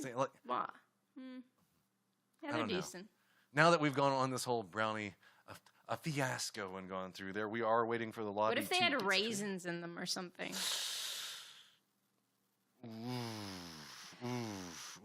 That sounds like some old white woman cooking if I've ever heard it. Putting raisins in brownies. Ugh. Would you eat them if your wife made them? I don't think that she's listening, so I'll probably say no. That's fine. All right, well... Last time I walked through, I think I saw her in there playing Apex, so tuned me out. We'll keep this within the PlayStation community. Yeah. So, we will jump in. It looks like we're starting to get everything ready for the next game, so we will be done talking about brownies, but feel free to let us know your opinion. Is there such a thing as bad brownie? And if so, what is it? Because I need to know what to avoid. Apparently, my addiction is just a problem, and I just eat brownies and not realize if they're good or bad. So, moving in, next game. I mean, you get marshmallows in your brownies, so It's true. You got it good. Have you ever had that, by the way? I'm just going to throw it out there. It is... She takes walnuts, crushes them up, and puts them on top. And in addition to taking some of that marshmallow cream, and sometimes just taking a knife and running it through there. Très bien. No wonder you don't know what a bad brownie tastes like. I got that southern cooking coming in. I'm from Texas. Yeah. We only make things fat and fried. Oh, earlier I just found out that I said the car and scout are going into the care package. I meant to say that they were going into the crafter, not the care package. My apologies to anyone I've offended out there. I made a mistake and I'm sorry. They are not going into the care package. They are going into the crafter. So you could still buy them You just won't find them on the ground. Okay. Looking through, do we see anything crazy standing out? I see an Octane. Oh, Octane! NA is just so much more aggressive than EU. They're playing so many different legends, but like the legends that they're playing that are different, Ashe, Octane, Loba, they're W keying with Bloodhound. It is a little bit different than earlier games, don't you think? A little bit of a different vibe. They did manage to stay alive during Ring 1 and Game 1 and 2 for the most part, but the games end a little bit quicker. That also might just be a symptom of a pretty full lobby, too. I mean, if there's going to be a bazillion people around you no matter where you are, I guess being the more capable of handling it is a good thing. Yeah.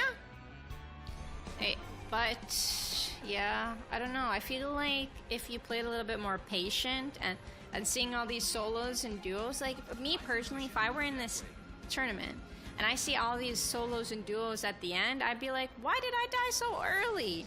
This is a free win if we're a full team at the end, you know what I'm saying? So have that kind of perspective. But then again, I'm thinking too much of the past and not about the present. And oftentimes I do that, and it's not very good for you. Yeah. Let the things go. Like, whenever you have a bad brownie, just don't try to remember it at all. It just doesn't even exist in your mind anymore. Neighbors do find themselves with some neighbors of their own that they're trying to contend with, but they're going to go ahead and that's Horizon that does go down with it. So, going to be some assistance coming in as the Paulo Pred's not going to let that one go too easily. Quick fight and Promenade. Oh, the beams coming in with the Volt SMG. Is he going to take down two right away? Yes, he does. That is Paulo 3 Preds. kills. Yeah. A bit impressive. I haven't had a They're chance to very watch too impressive. many of their games, but that was really, really good. Horizon almost 1v2 last game, so I do expect a lot from this squad. They are a very formidable team. They haven't been a part of our Master Circuit for too long, I don't believe. I think they're a little bit on the newer end of the spectrum, but they have a lot of potential. I can already see it from here. A few seasons from now, hey, they're going to be taking home PS6s Light ammo here. whenever they come out. Already looking down rabbit hole. Years from now. Oh, coming back in, it's going to be Bro yet again. No fear in early aggression, as it is going to be Young Thunk that they were taking some shots at, and go on, flush out his teammate Ollie. But there might be some flashbacks due here in a second, as TTN hears this and is going to be on the opposite side of the same point of interest. They are a duo once again. I wonder if they can maintain top 2 as a duo. That would be pretty impressive at the end of the day, because these are some really hard teams to beat. Are they going to end up in a 2v2 here in core? Potentially.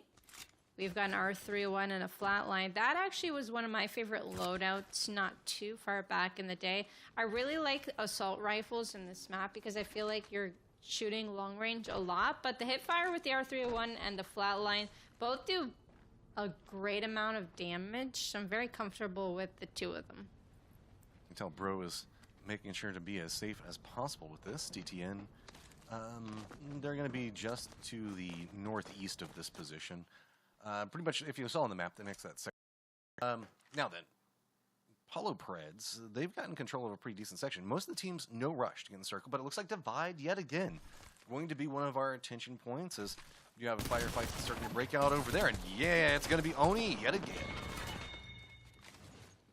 And they take out Ruthless. I'm seeing a little bit of a deja vu, but there you go. We've got more deja vu points coming. off. Yeah, do we now? Yep. Because we've got Jay Sean Jack and his team being shot at that are going to be running down into Divide, and so we're going to see another chain of events happening.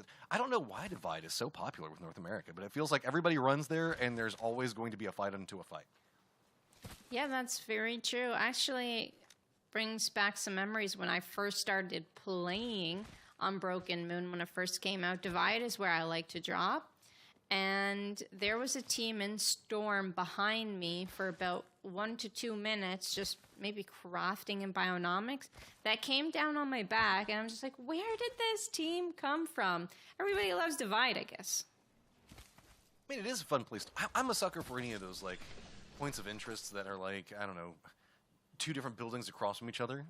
Dark Tinjin summoning his inner ninja right now. Hiding out.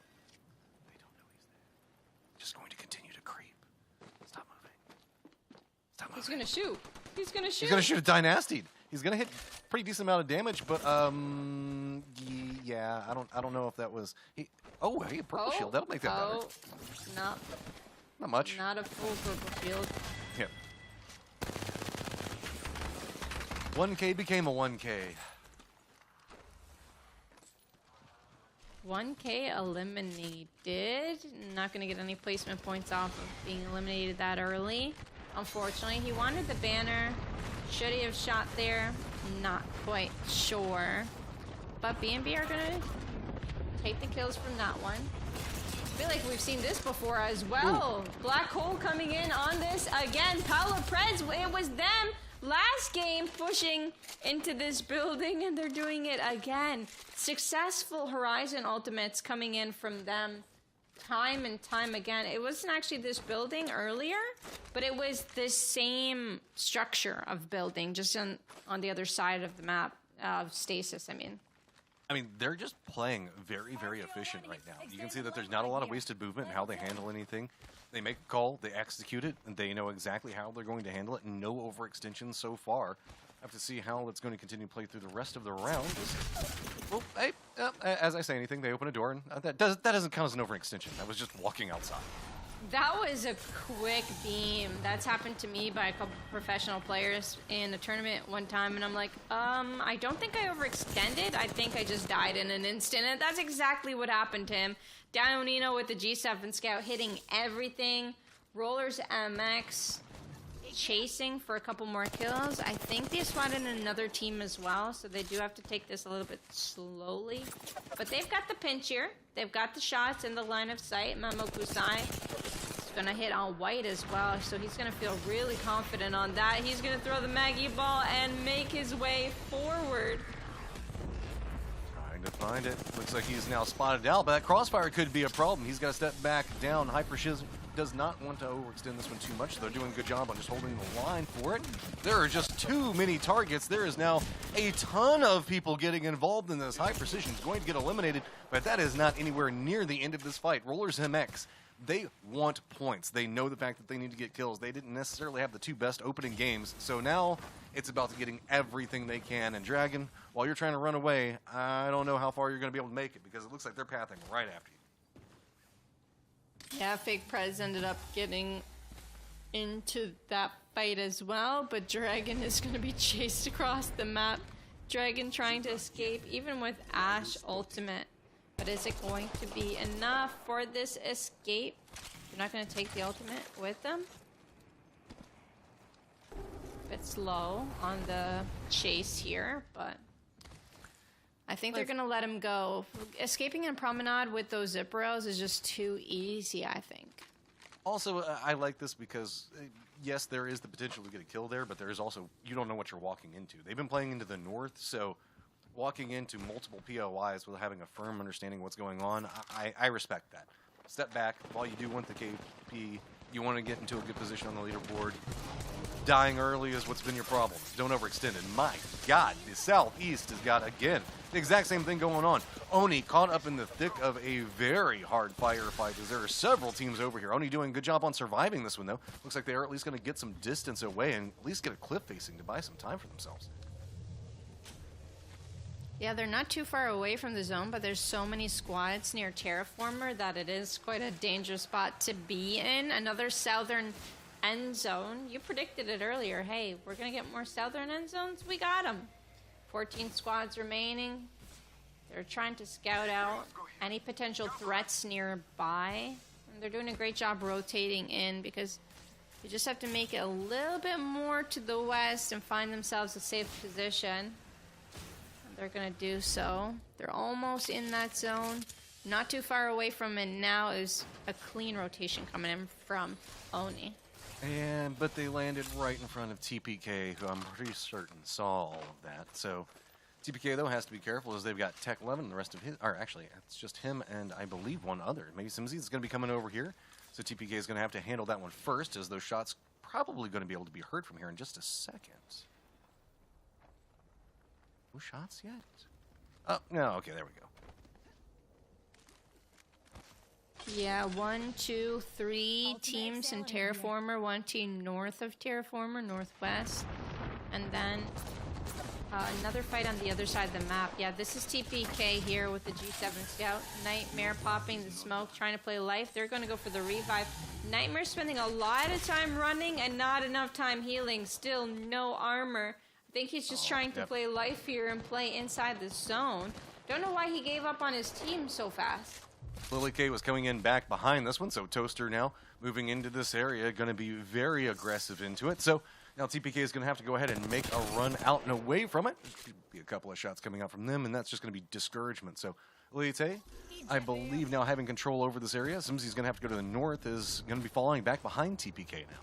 As, wow, I think, what, Black Mamba could be pathing over here as well as Daniel spams the rest of his team.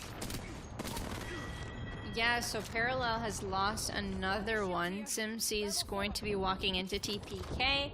A Toaster behind all of them. Getting the fruits of everyone else's labor. Looting up. Black Mamba there as well in cultivation. And like you said, Daniel spams there as well from Fake Preds. And we're going to have a couple 3-mans. Black Mamba's going to have to spot Fake Preds and move in another direction, but there actually is no safe direction. Titanus coming from his west. There's just so many squads that are going to be here on the cultivation side. You're going to see Fake Preds. You're going to see Titanus. You're going to see a solo. Wait for this zone to close. You're going to see Titanus wrapping in just a moment. Oh, they actually went in the zone, coming in from behind. So they're going to actually have to look into the zone if they want to spot Titanus.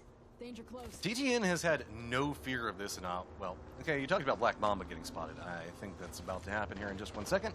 Rise on one side, already taking the shots in, and now it's going to be Fake Preds that wants to step in. Good spray to open this up. Smoke's going to come out as well. Are they going to continue the hunt in on this one? Circle's going to pop, and it looks like they might be having some thoughts about it. Slowing down, they want to make sure that they're working together and not overextending onto it. So, yep. Instead, they're just going to slow it back down. But Black Mamba used all of that distraction to sneak right by Fake Preds.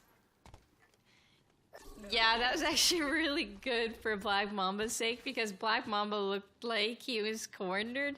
But Fake Preds actually spotted him, so they are on the chase. Black Mamba's running for his dear life. He looks back, but please, when you're getting chased, never look back. Keep running forward. It is dangerous out here. 72% for Ultimate. Mirage is actually really good for dodging other teams, but take a look. 3 teams surrounding Black Mamba. How is he ever going to live from this? Trying to get away. It looks like he managed to find some type of pathing. He's going to be running right next to Horizon. I think going underneath of them. At a certain point, just find a cubby, man. Just find a cubby. There's nowhere to go. There is still 22 people alive, and he managed to find the thickest point to push into and is still alive. I mean, you got to give it to Outsiders. They know how to rat. Oh, absolutely. If this was a ratting tournament, I think they would take home first place. Man, that'd be a fun competition. Have you ever played hide and seek or watched hide and seek being played in Apex? I love hide and seek. It's so much fun. I made the mistake of doing a no-ring hide and seek. That took way too long, and then we needed hints at the end of it because everyone was trying to go to sleep. That's that could be a bit much. Please don't tell me it was on Kings Canyon to boot. It was on Olympus. It was tough. I don't know if that's any better. Yeah, it was not fun. It was not fun. It was very hard, stressful, and it was after a long day of gaming. So to end it off with a 2-hour hide and seek it's just not the play. At a certain point, you just nuke the map and say, "Oh, found you all. You're all in the lobby now." I win, you lose. Well, Rollers MX still trying to rack up kills, but it's gotten more quiet.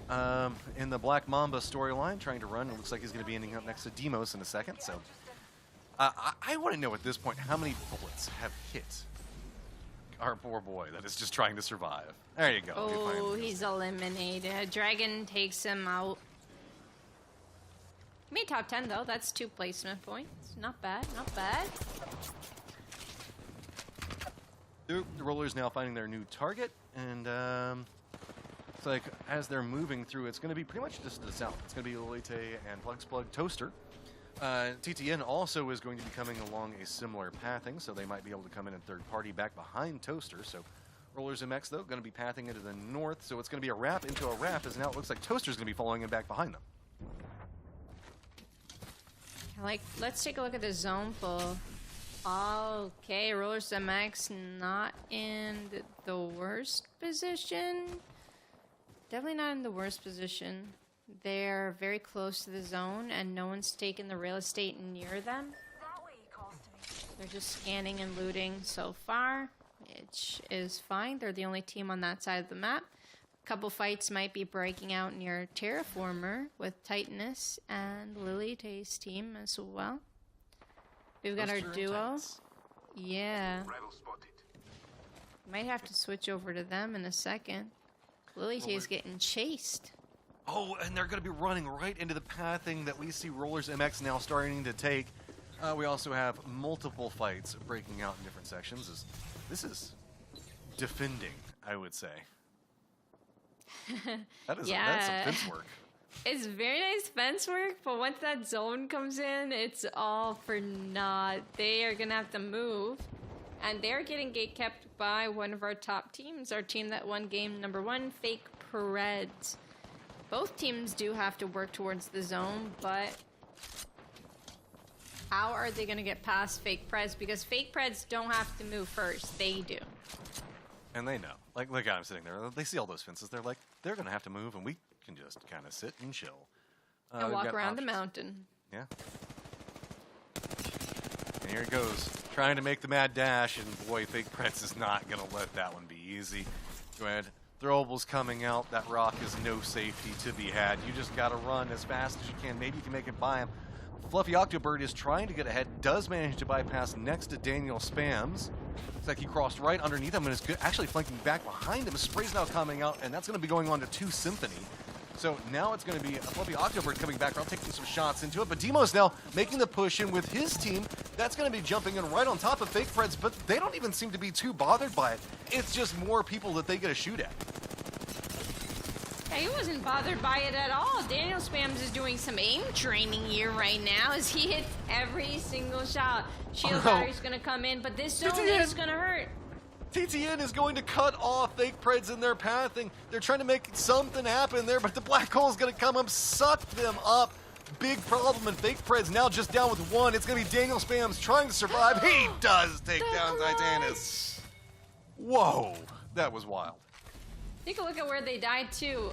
Close enough for him to get the recovery. Is he going to find a respawn beacon? Have they crafted themselves a respawn beacon? It's going to be important to get one. I don't think he can tank the zone long enough to get that revive right there, but he will check each and every one of these boxes before moving forward. Daniel did pull off the clutch, but now he's going to have to play as a solo, which is going to be really hard. There's been a lot of that going around. As it's going to be Whoopi and Dynasty. They have themselves the high ground up on top of another squad, which is going to be Horizon, as well as I believe it's going to be Dragon just below them.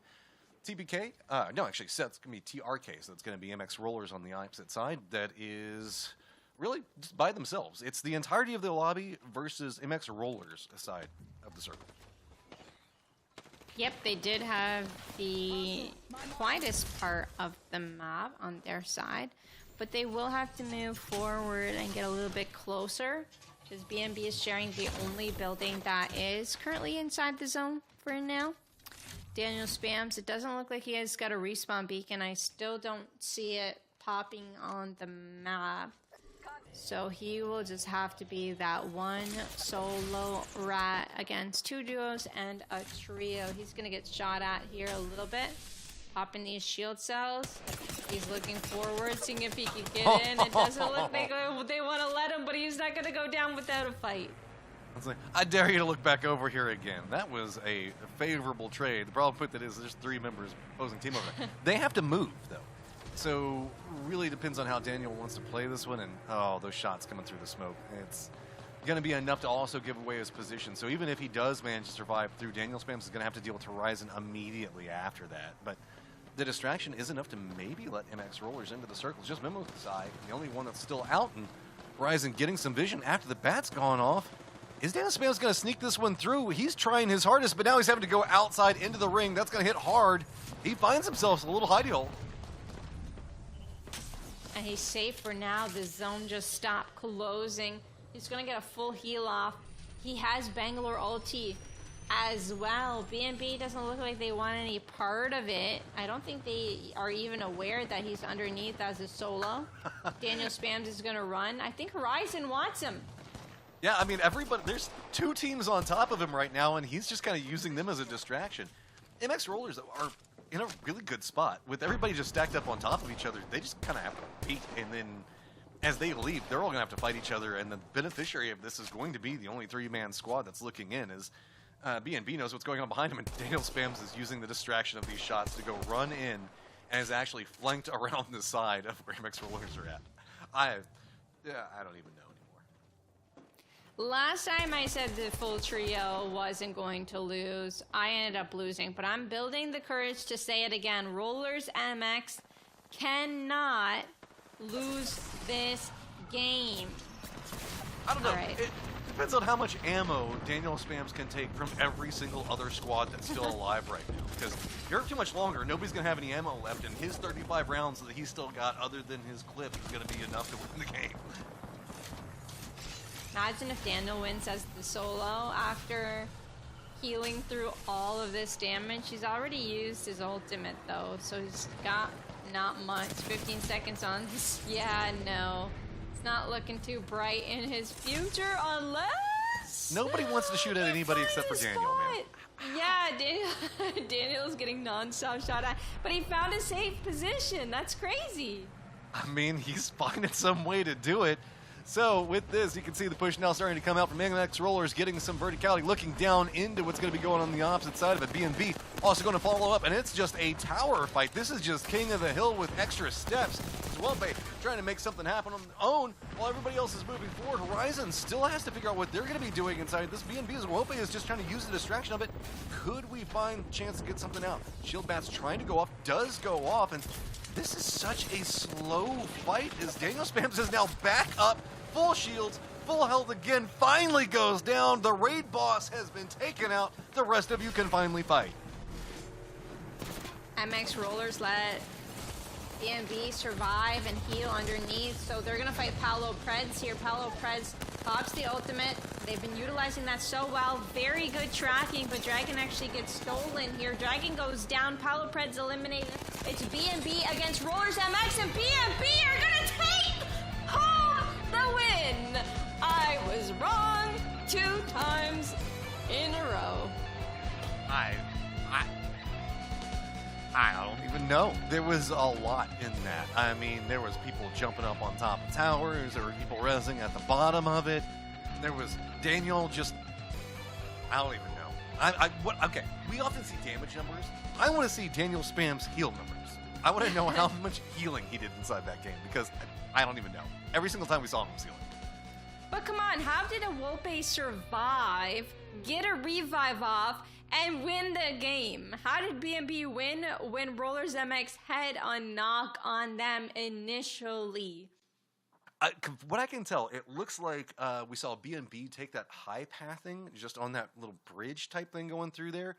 And then we had the other team move down below it. And I thought that they were not going to be able to do that because of how MX Rollers was set up. But I think it was just the chaos and the smoke of everything. They just kind of lost track of it. And suddenly MX Rollers just had a ton of people on top of them.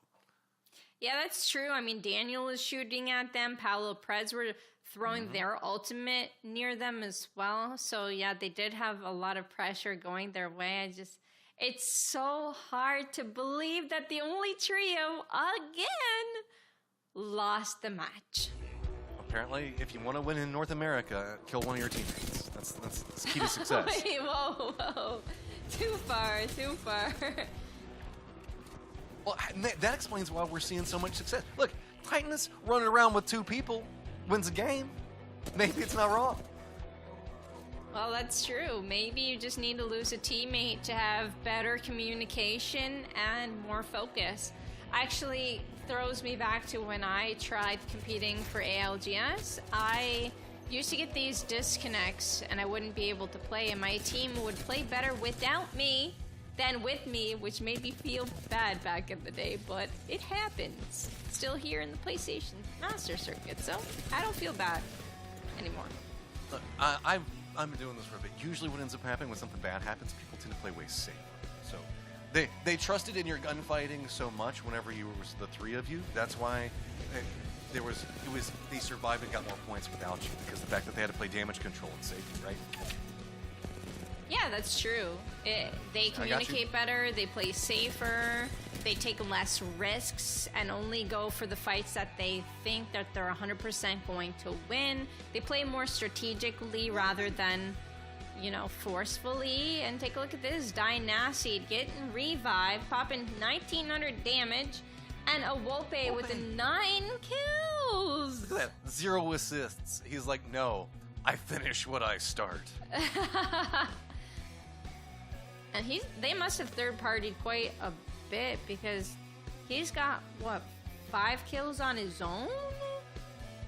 That's insanity. That's great. 23% accuracy, too. Great job by Wolpe and Dynaseed working together to get that win. Shout out to my Pathfinder mains, too. Big hitboxes, easy to get downed. She did a great job.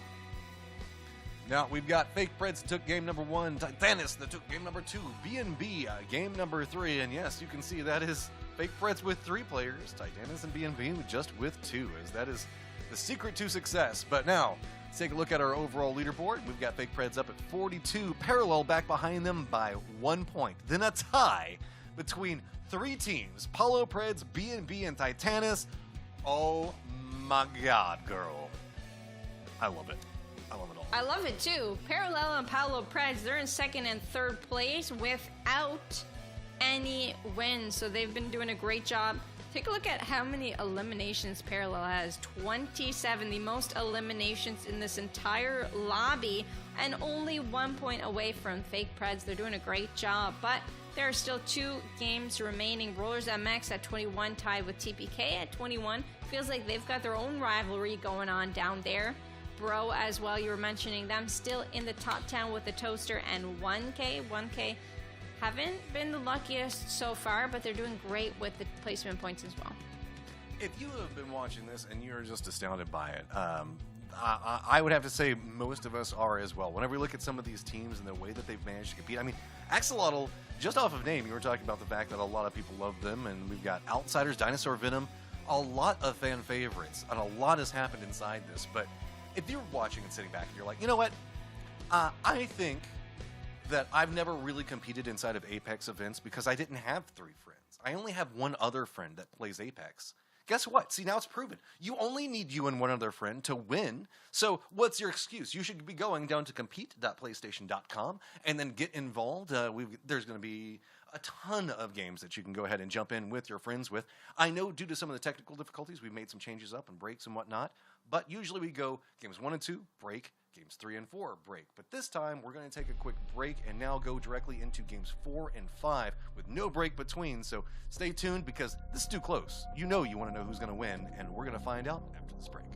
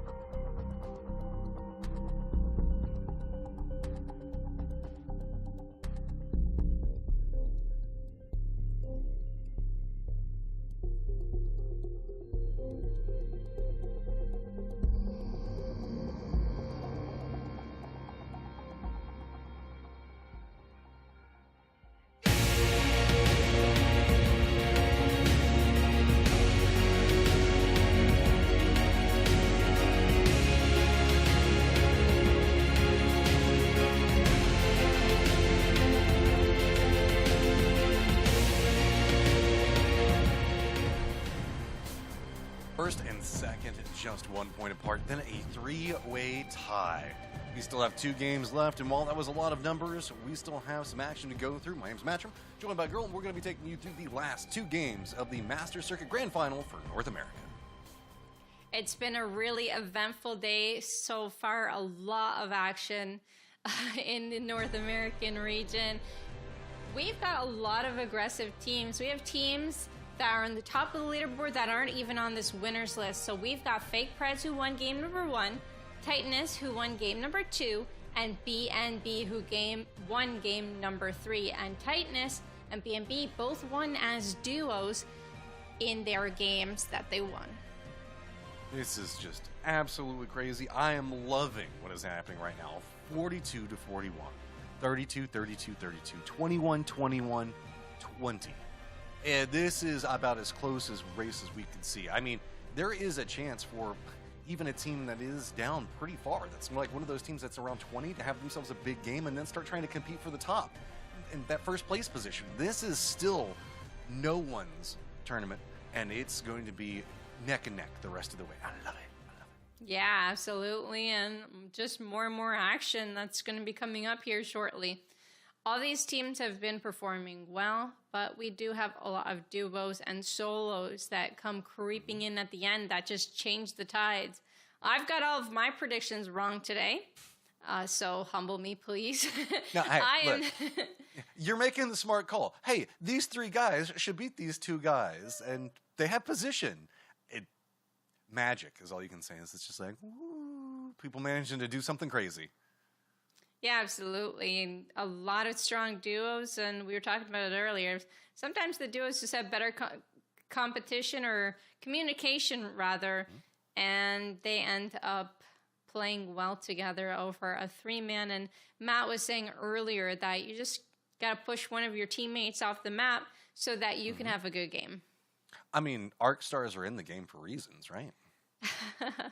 Yes, just throw an 8 up in the air. But, you know, playing as a trio is kind of fun too, right?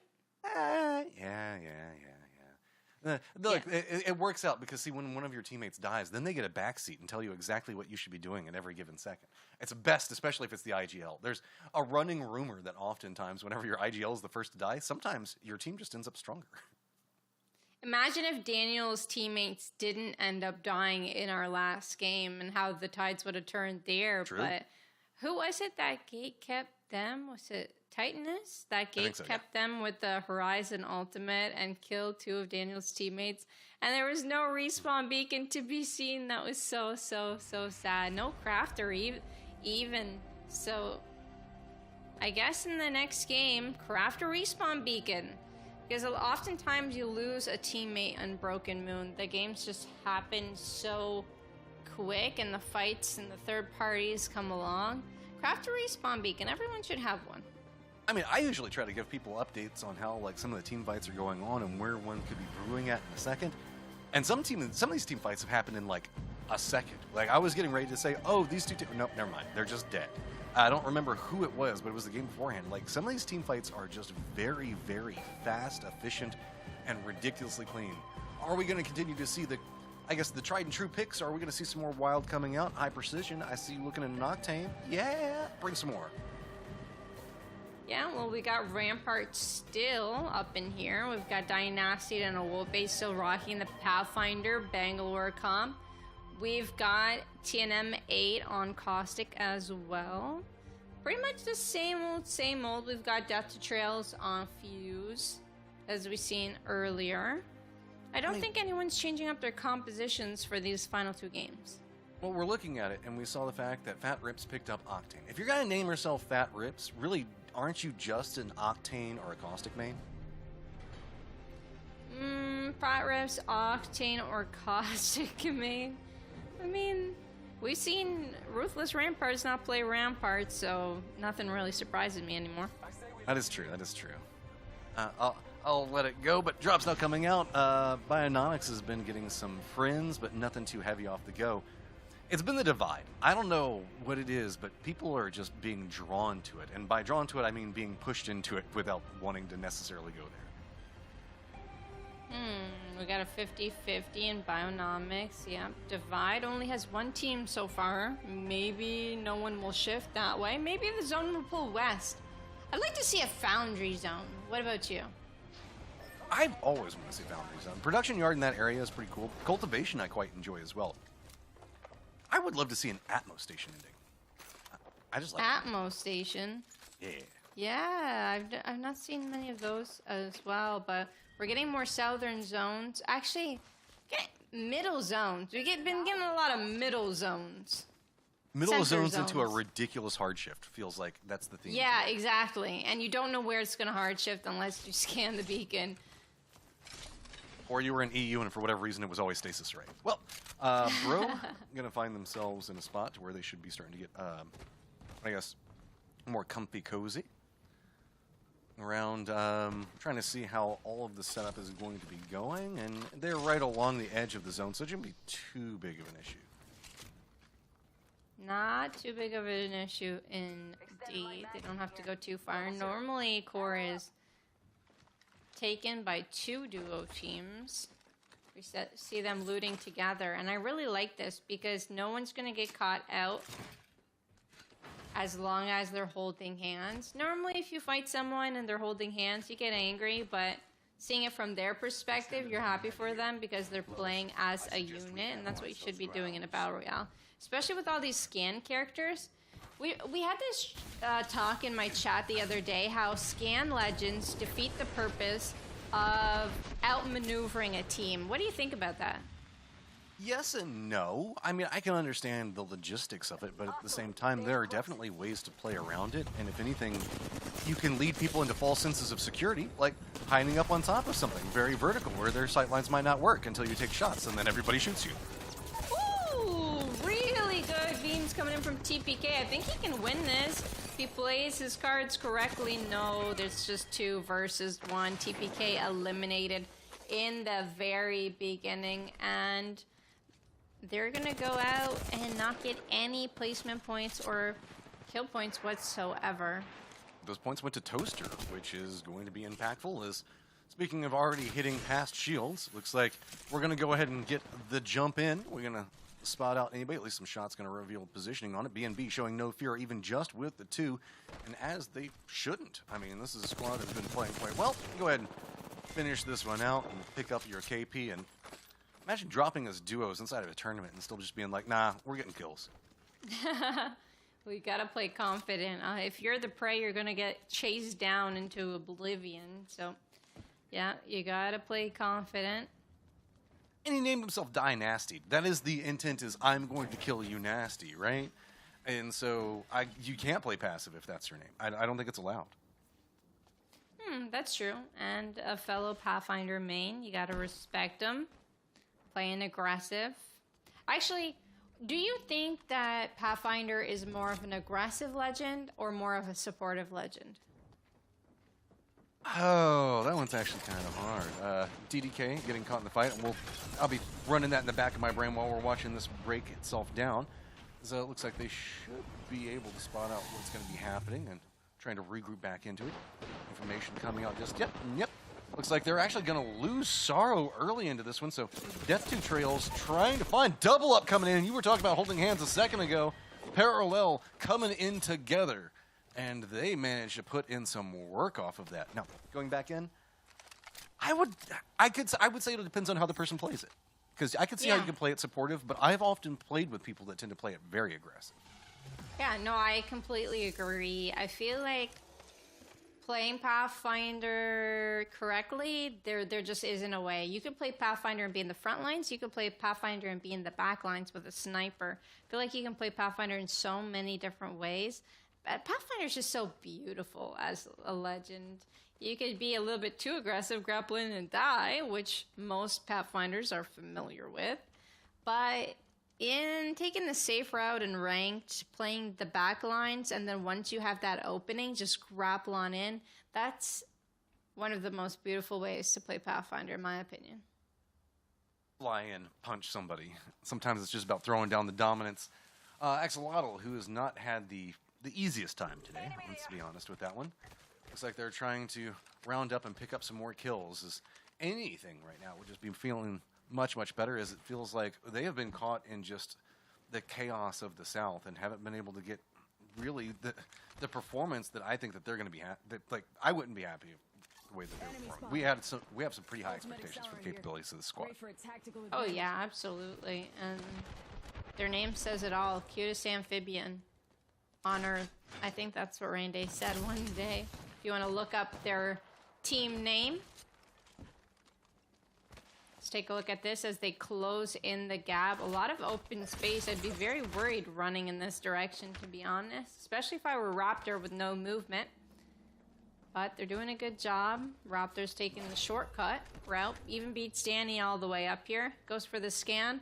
They're going to compete on high ground in Atmos Station.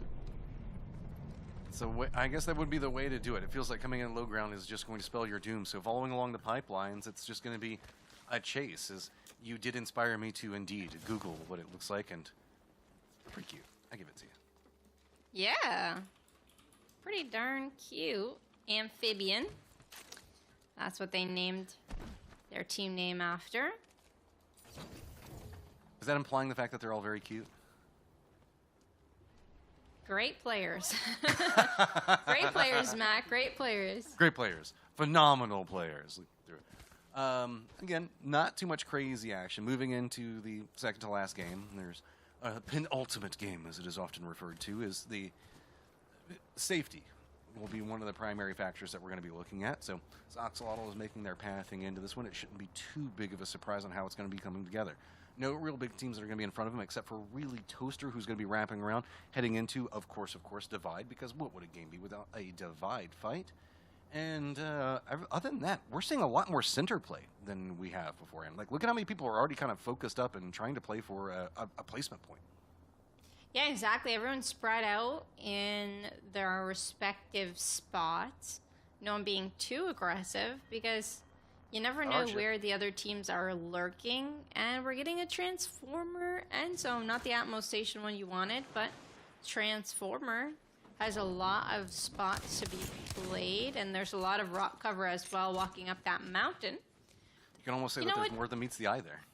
Yeah, there's more than meets the eye. And I don't know why I thought of this, but Terraformer reminds me of a volcano with no lava. I could see it. I mean, given some of the other maps, we're trained to think about volcanoes pretty regularly. As High Precision is going to get eliminated. B&B still playing their aggressive stylings. Looks like they're going to be getting some control over this one. They're going to have a long path with the hard shift going all the way down to the southeast. They're going to be tracking, but this is a squad that I would say is not too worried about that. Instead, it just means the fact that they get to take some firefights and maybe third partying. Is Black Mamba the closest person to you? Because if it's Black Mamba, they ain't coming after you. They are, but they're just going to be following you. That's Black Mamba's MO.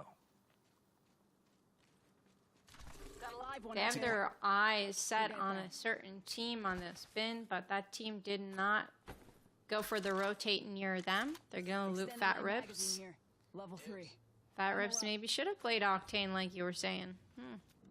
Yeah, I mean, it's well, I think that he played Octane. Maybe he should play Constant.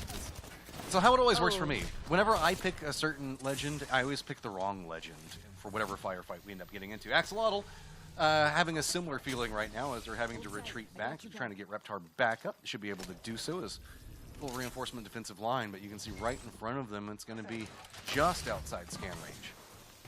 Phoenix kit here. Patches you up good. Phoenix kit dropped for Raptor, so he doesn't have to pop a shield battery and a med kit. Good utilization of meds.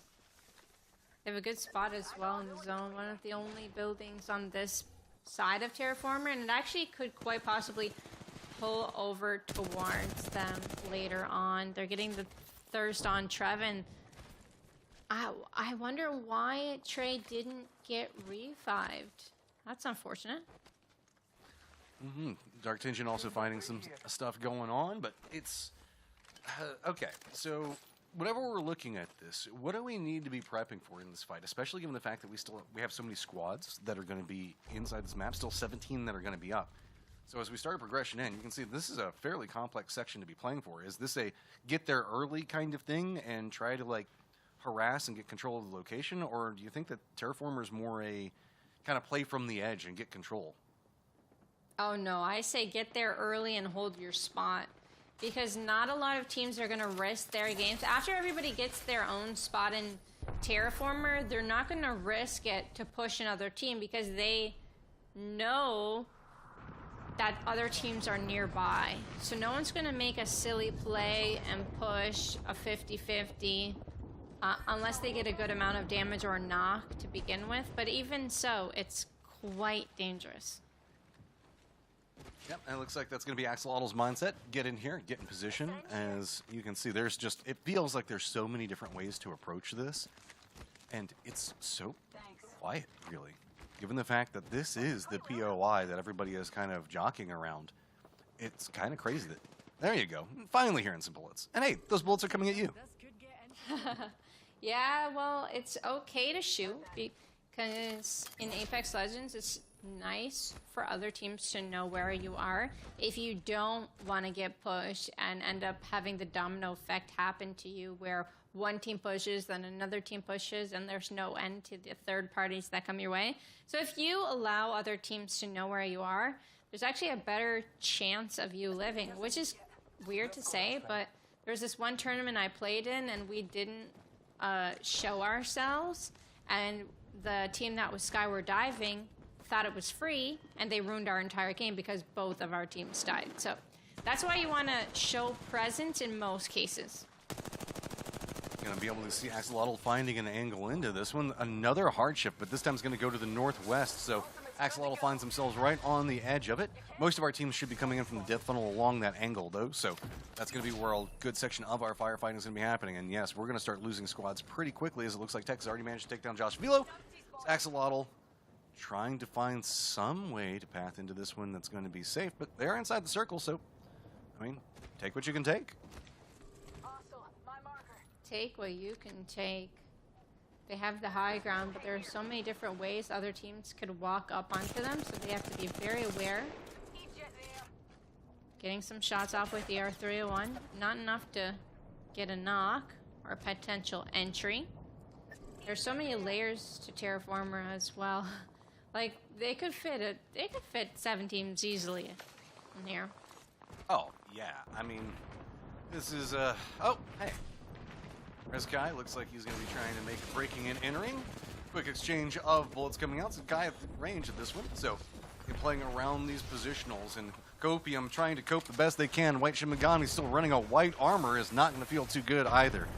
See if maybe try to get some verticality inside of dodge some of what's going to be going on, but it's just going to be blind sprays that do connect.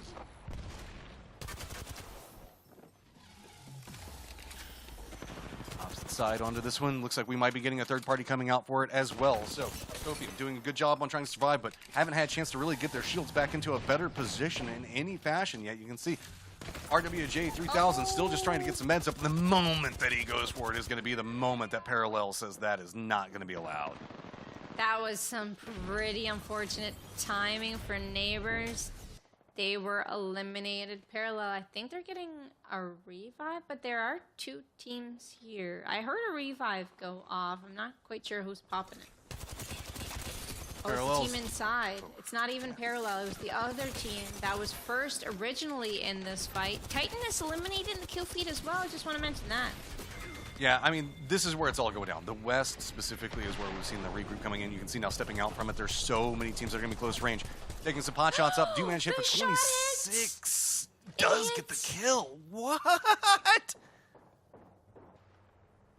Copium eliminated on the last second of that skyward dive, going right into the air. Great G7 scouts coming in from Parallel.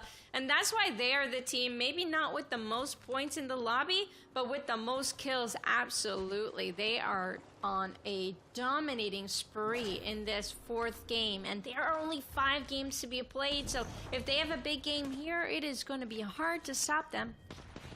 Circle at least kind of favorable to the middle. Demos going to find himself in a centered position, so mixed blessings inside of that. Now it's just going to be about the exchanges that we're looking at. Most notably, Axolotl down to the south have themselves a very close range company inside of Holy Hennessy. So going to still be playing this wall that they've been favoring for quite a while. We do have a team that is going to be playing to the west of them, so that's why they keep having to drop back down. They don't want to overextend. Whenever you peek up into these high positions, people can just profile onto you. So that's why you can see Axolotl trying to play this more defensively, dropping the smokes up on top, just trying to break some of these sight lines. Axolotl needs a good game here if they want to try and chip their way into the top 10. I believe they're in the bottom 10, maybe even last place right now. I don't think they had a full squad during the entirety of the series, but if they get a win here, they could get themselves more prizing in this prize pool today, which could be very important for them. Fake Fred's playing the building, and they actually might be getting gate kept here. Yeah, they're looking down into it, and they're going to have to make a move, but you can see where do you really go whenever we have Axolotl on their team. Hey, the door's going to open up and reveal that you definitely don't go that way. Daniel Spam's going to go down. We'll go in some trouble. Now it's just going to be Route with Nero on no life. Tries to go down, take somebody with him. Toaster on the outside of this, seeing what's going to be going on, seeing maybe they can get some actions as well. They're going to be pushing in. I believe it's going to be Tech 11. It's going to be opposite side of this. This is a very big fight for the leaderboard as Toaster walks right into a very deadly trap. Parallel manages to pick off so many of them. Parallel taking back-to-back fights with two formidable teams. We got Fake Preds down, and then we got Toaster down back-to-back, might I just add. Oh, but we've got Memo Kusai from Rollers MX here as well, and they might want a piece of Parallel. Will Parallel kill 3 teams back-to-back? Stay tuned to find out after this episode. No, in like 10 seconds.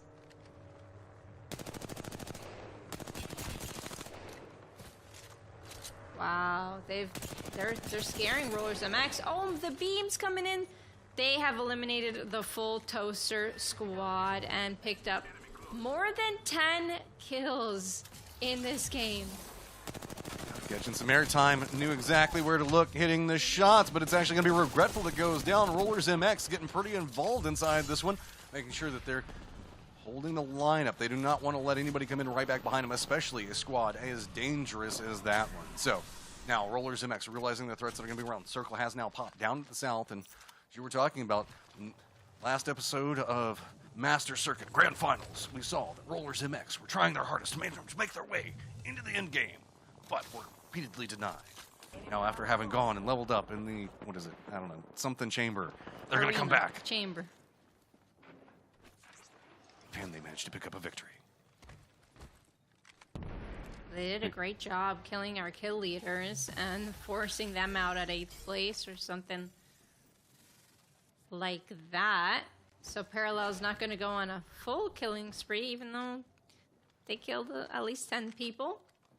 Axolotl still on high ground. This is actually pulling even closer to them. That's great for them. Rollers MX do want to pinch them though, so take a look at this. They're taking height on top of Axolotl. Axolotl are going to sense it. Afterdive's gonna get beamed in the air, and then Danny's gonna go take the heights as well. Can Danny connect the shots he needs to save his teammate, to save his team from absolute disaster by a duo? Reptar's trying to play much more close, see if maybe he can hold everything back on this one, but now he's taking a ton of damage. He's going to go down as well. Was it enough damage? Was there enough happened out of that one? Danny's just going to have to retreat. He is still hitting shields, and it is not going to be worthwhile to try to continue that fight. He's just going to drop down. Looks like he's just going to move out. There are a lot of solos still clinging to life around this position, most notably one of them being Black Mamba. I saw just one moment ago hiding off to the northeast of this position. So, with this Axolotl inside the circle, but, I mean, I wouldn't say happily. That was really unfortunate, especially for Horizon there. And there's a bit of a saying that goes around the Apex community. If you're playing Horizon, never use Gravity Lift unless you have some sort of damage advantage. Gravity Lift with 2 players just aiming at you and shooting you out of the air, my goodness, can be so dangerous for you. And that's what we just saw on Axolotl's team. Oni, they're all healing on the inside of this building. All fenced up too. 2 doorways to get out and peek from. It's going to give Fluffy an opening to see if he can get a damage, some damage or a kill steal, but he does not see anything outside. Oni has been trying to pick up some more points as it has been off and on again for them, but now already sitting on several kills. in the top 4. Got a pretty strong position as well, so really they just have to contend with some of these rats that are going to be hiding next to them. If they don't manage to spot that out, that is going to spell some big issues for them because they're kind of surrounded by them, and I don't know if they've all been spotted just yet, but hey, Black Mamba I think just got spotted, so that should make their life a little bit easier, and they're going to rotate just down in, and actually has some pretty good vision on what's going to be the end of this. Oh, this is a great spot. Rollers MX have the high ground over them, though. Nice beams coming in from them. Phoenix Kit's going to be popped off. Nope, it's going to be a shield battery. 7 shield batteries. Why not just use one of them? But Oni has a Watson. Will this Watson generator keep them alive for long? Dragon's going to be peeking at them here in a moment. They have the low ground, but they're going to utilize these rocks to stay alive.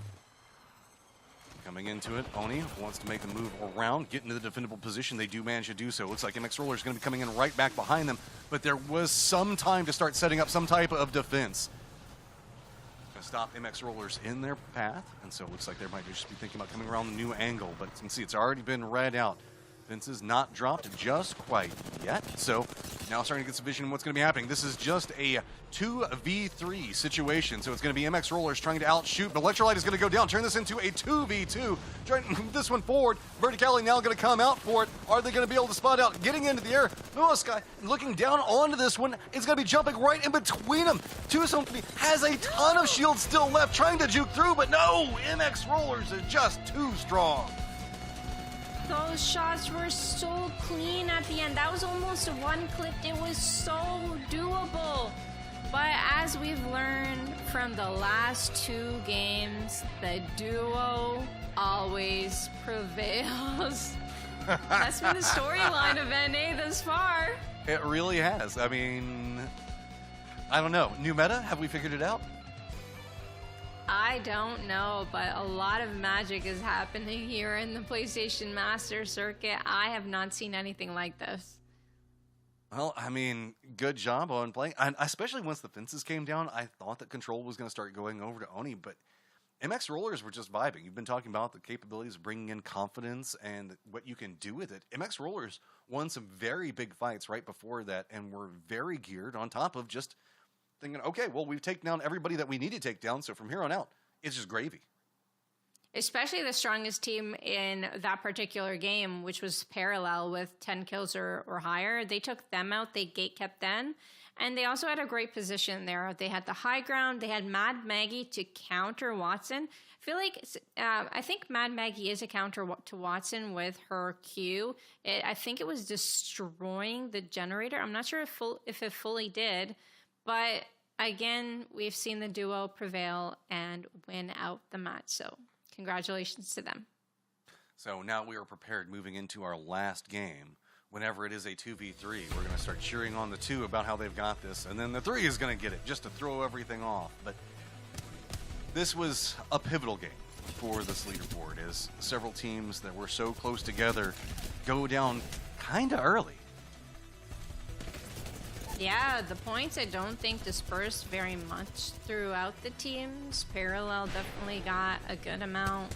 Rulers MX got a good amount. I'm not quite sure who had success here. That shot by Tech 11, that was beautiful from them. Fake Preds just got pushed by 2 teams here. It's really unfortunate, but Parallel cleaned them good.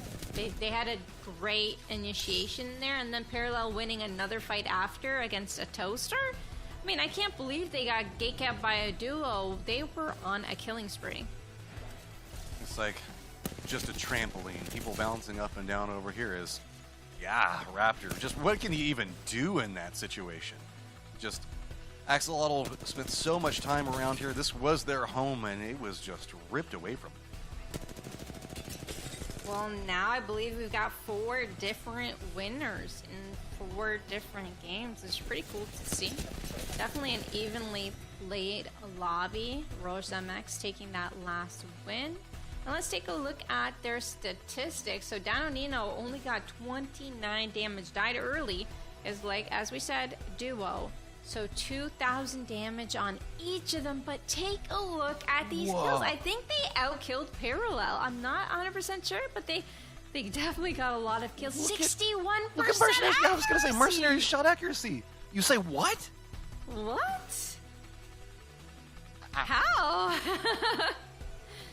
How are you Alright. so good? We're gonna need some tips and tricks after the show because I want to have 61% shot accuracy. I mean, you can see that was still pumping out a massive amount of damage. So that wasn't just, oh, well, I'm only going to take the shots that I can hit. That was some crazy aim coming in, and probably one of the reasons that they did manage to walk away with the victory inside of that round. So you've been talking about, it has just been a mix of teams so far. No real repeat winners.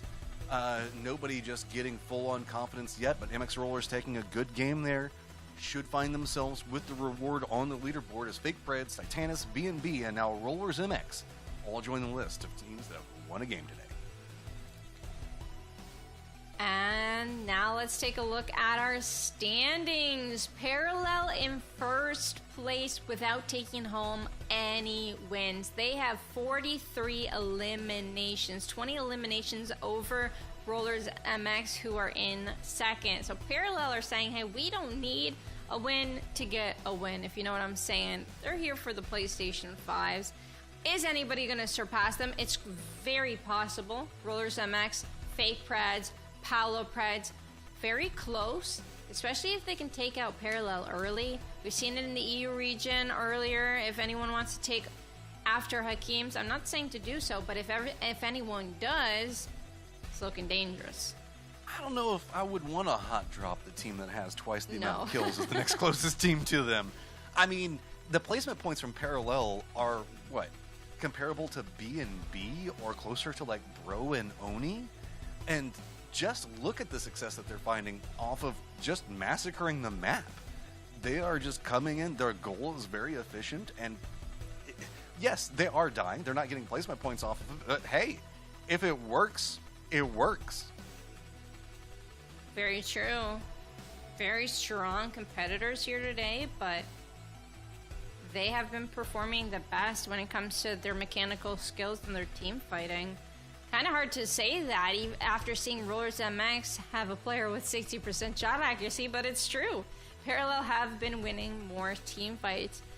A toaster down to 11th place, unfortunate for them, but they do have one more game to make it into that top 10.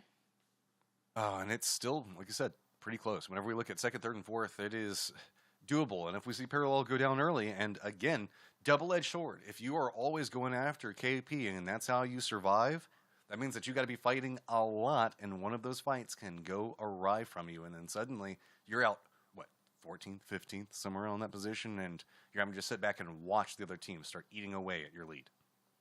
In EU earlier, after game number 4, the team that won only got 1 point in their last game. So could well be the same way Parallel goes out, or they could go on a killing spree again.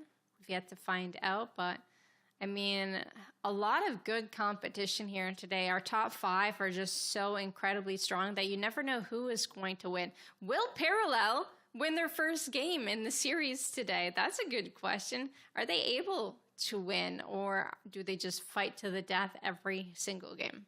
That is actually pretty crazy, and it's got to remember that Parallel has actually only played in one qualifier, and they got first in it. So they know their keys to victory. They don't play what everybody else plays. They're doing their own thing, and again, it is working for them. We talked about the fact that points per game is how you're going to get the win at the end of the day, and sure, placement points are one way to keep your points per game high, but kill points are another way to do it, and if you can pick up that many kills, because what that is averaging, we've done 4 games, and they had, what, 43 kills? Almost 11 kills per game. If they had 43 kills, they have less than 20 placement points. 16 placement points is how much they have. Wow, that's incredible. I don't think they're going to change up their placements or their game style. Sorry, they're most likely not. They're going to go with their gut. They're going to go with what they're good at, and they're just going to fight and fight and fight. Where do they land? Do you know? I don't recall remembering. Actually, off the top of my head, I do not know. Well, we're about to find out as this game starts, and we'll see what kind of rotations that they're going to end up taking. But Parallel are our team to watch, firstly, and then we've got Rollers MX, Fake Pred, second and third after them. Sorry about that one there. Had a touch of a cough, and hey, we've been casting for quite a while today, and having to do podcast here or there, so pardon me that my voice is a little scratchy, but last game. Everything now coming into it. Yes, Parallel has the lead, but remember, first and second get some PlayStation points. Or I get PlayStations, right? Yep, and so first and second get is PlayStation still 5s. very, very tight as well. Oh, yeah. Anyone from our top 5 could get second. Parallel could get second. Fake Preds could get second. Rollers MX could get second. Palo Preds or BNB could get second. Or maybe even someone further below on the list. Let's take a look at the overall eliminations and damage leaders. What stands out to you here? The fact that most of this damage was probably done to Daniel spams in game number 3. Oh no, poor Daniel. It doesn't show total damage taken, unfortunately. That's what you wanted to see earlier.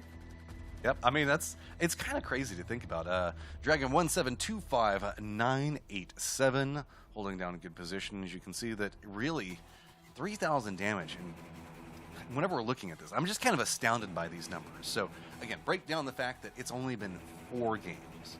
So 1,100 damage is being put out by Simsy in a grand final per game. Amazing. Truly. No, that's not 1,100. That's 1,300. 1,300? Oh, yeah, because we haven't even hit game 5 yet. Correct, I'm thinking 5 games. Yeah, you were thinking 5 games as well. Wow, that's actually quite a lot of damage. But take a look at the kills. 17 over 4 games? My goodness, if I had that KDA, I would be famous. This is true. I mean, we'll be putting up some work right now, but let's not forget about some of TRK Mercenary, Rollers MX, having some big damage numbers of their own, as well as falling in with some kills. It's wasn't Mercenary also the one that we saw? Wait, we saw somebody. Was it Simsy that was just taking all of the kills and not letting anybody, not getting any assists? I can't remember. I believe so. Simsy. Actually, no, I don't. No. They haven't won a game, so we haven't seen their stats after a game. So it was definitely another team. Oh yeah, look again. As you can see, 43 eliminations in 4 games. This is a team for Parallel. That is 16 placement points. That's the equivalent of 2 more placement points than the Outsiders in 10th place with 16 total points. Wow. There are some interesting parallels that we can draw from these stats. They are the best fighting team, no doubt about it right now. They've been winning most of their fights.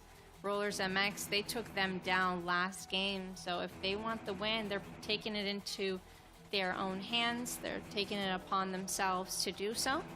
Fake Preds, I don't believe they had a good last game. They ended up dying to Parallel in that building on the edge where they got pushed by a Toaster as well, losing back-to-back fights.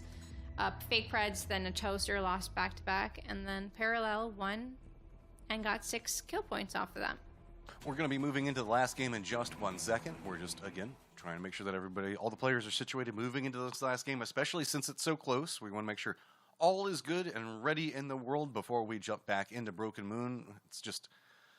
it has been a wild ride to get into this stage. Again, several months of action. Girl, you and I have been handling a lot of it together, been having a lot of fun.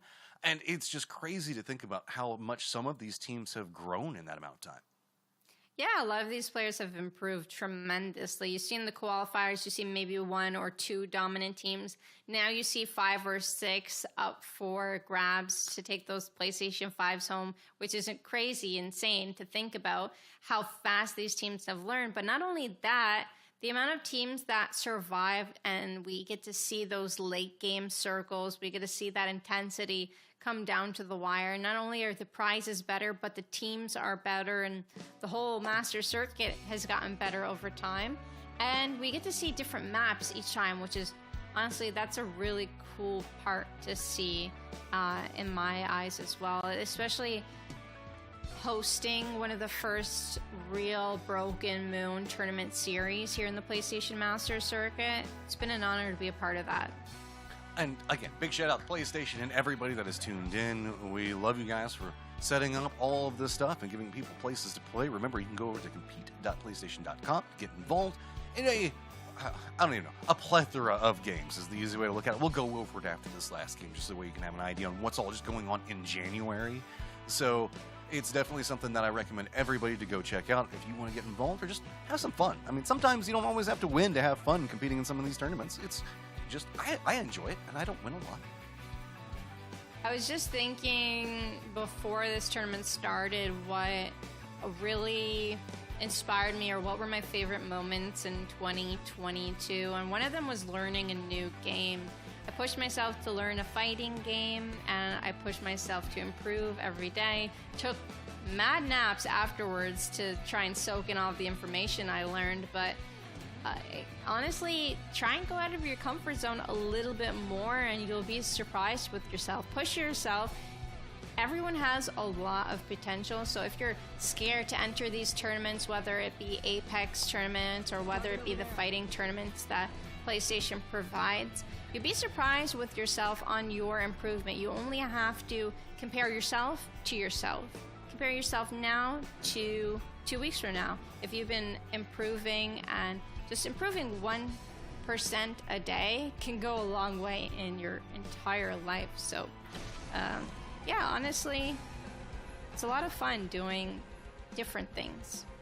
It's an interesting way to look at it. I mean, you just grow by 1% every day, and then next thing you know, it's not even been a third of a year, and you're twice as good as you used to be. Yep, exactly. Take a look at where everyone landed. Terraformer has 3 teams. Ooh. MX Rollers has Bionomics to themselves. Well, TPK. okay. Oh, TPK are in Foundry with 2 other teams as well.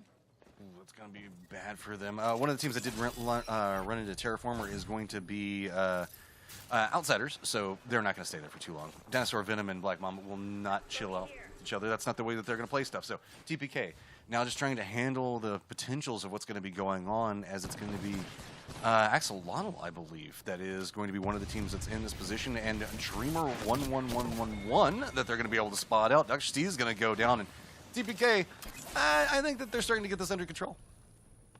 Yeah, they're doing a great job. They got the first knock in the vicinity. Axolotl's just chilling, though. They're looting on the outskirts of this to see if TPK gets traded out, or maybe they'll surprise them later on.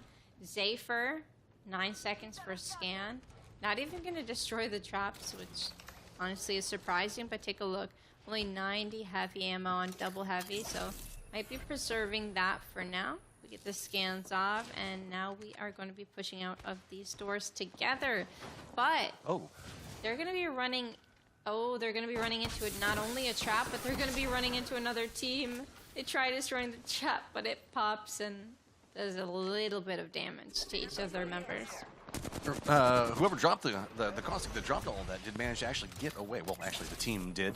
And it's going to be Axolotl that actually moved into the more aggressive positioning onto this, kind of leapfrogging over. So, TPK trying to hit in does manage to still continue to rock into those whites, as this is an early game fight, so not everybody's sitting in the best situation. Zephyr going to go ahead and step back away, try to get his shields up, as team is going to reinforce. Nobody wanted to make a heavy move yet, but oh, the door is causing some problems.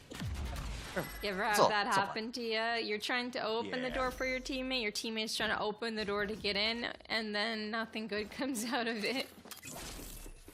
Except for the fact that it's my friend trying to close the door, so that way he doesn't end up getting shot. I'm trying to open it to get in. So slightly... Oh, that's the worst. Slightly different situation. Yeah, but same result, as it looks like TPK is going to try to go for a flank maneuver here. I'm that type of person that closes doors behind me as I run, and sometimes if I don't notice my teammates there, I'm like, oops, sorry, my bad. But TPK, they get the scan off. They don't want any part of this. They're going to be running away from Axolotl. Axolotl faster than Axolotl could swim. Hey, you're talking like an American from the South. Axolotl, we're fine. Axolotl. Yeah, just start throwing R's in the end stuff. Yeah.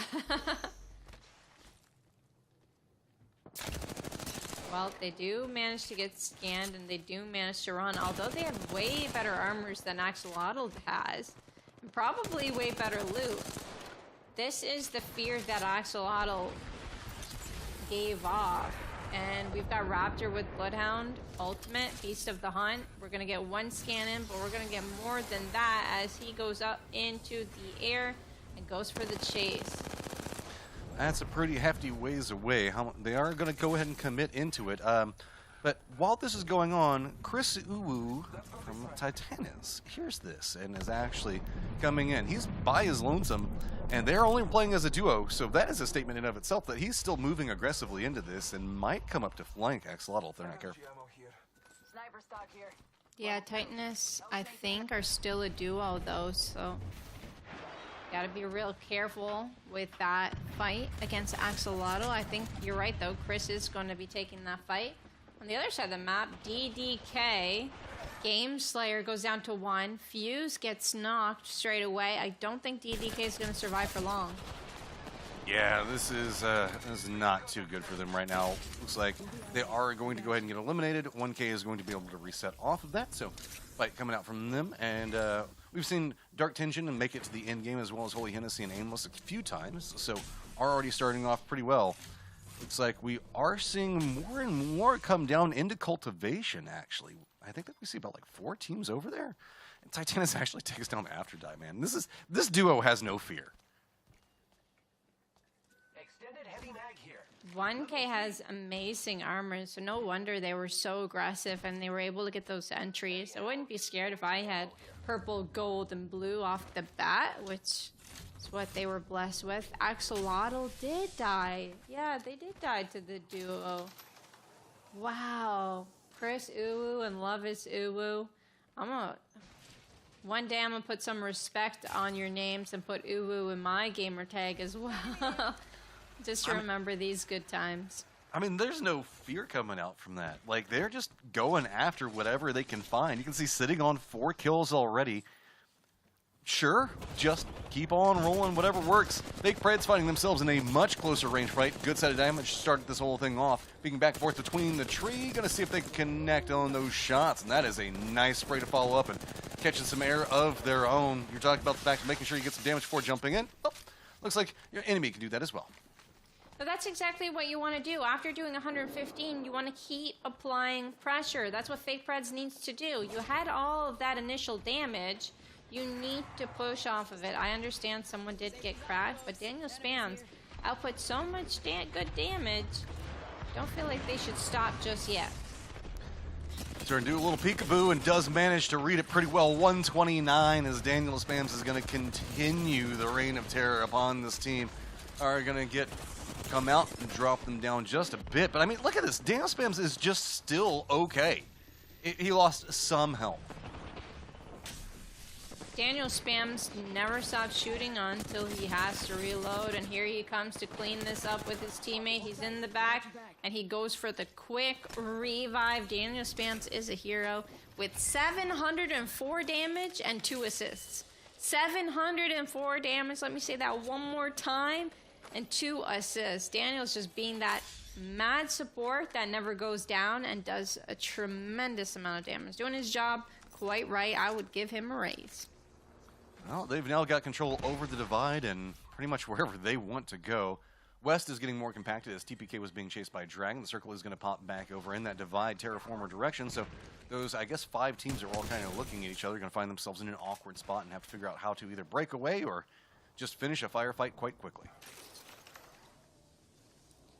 Wow, how many teams do we have in that end zone? 1, 2. Oh, we're having that situation again where we're not sure if it ends on the west of Terraformer or to the east of the mountain. This is one of the longest mountains where an end zone collides, I feel like. Unfortunate. This is more Terraformer sided than we saw last time. But it's going to go divide. It's the same mountain. Yeah, it's the same mountain situation that we saw, even that same curve around the south. Yeah, this like the exact same curve around the south. I feel we didn't get more space than that last time around. But back to BNB. Taking down TPK Nightmare. Good stuff from them. Where do B&B stand on the leaderboard? They are in 1, 2, 3, 4, 5th place. And they need to try and make second for some PlayStation 5s and a little bit more money. They can still do it, but there are 15 squads remaining, so it's going to be incredibly hard. Right now, I think 2 of them very, very close to him. As, yep, they're going to go ahead and start spotting them out. I think that's going to be Fat Rips that's going to be making the approach. Right in front of him. Yeah, high precision. Fat Rips just taking the shots into that one. And all right, he just takes it and steps away. But Fat Rips, you're now getting the worst into that deal. Oh, there's a blue armor right inside. I can see it from the window. But Fat Rips does not have grapple off a cooldown just yet. And the kill gets stolen by Dragon 1725 987. Dragon, good job for spotting that one out and stealing a kill from B&B. B&B thought they were the ones ratting. Didn't work out that way. Oh, well, Fake Preds is still living the good life over here as Divide continues to be favorable. That's going to be some of the members from Toaster coming in as Fake Preds.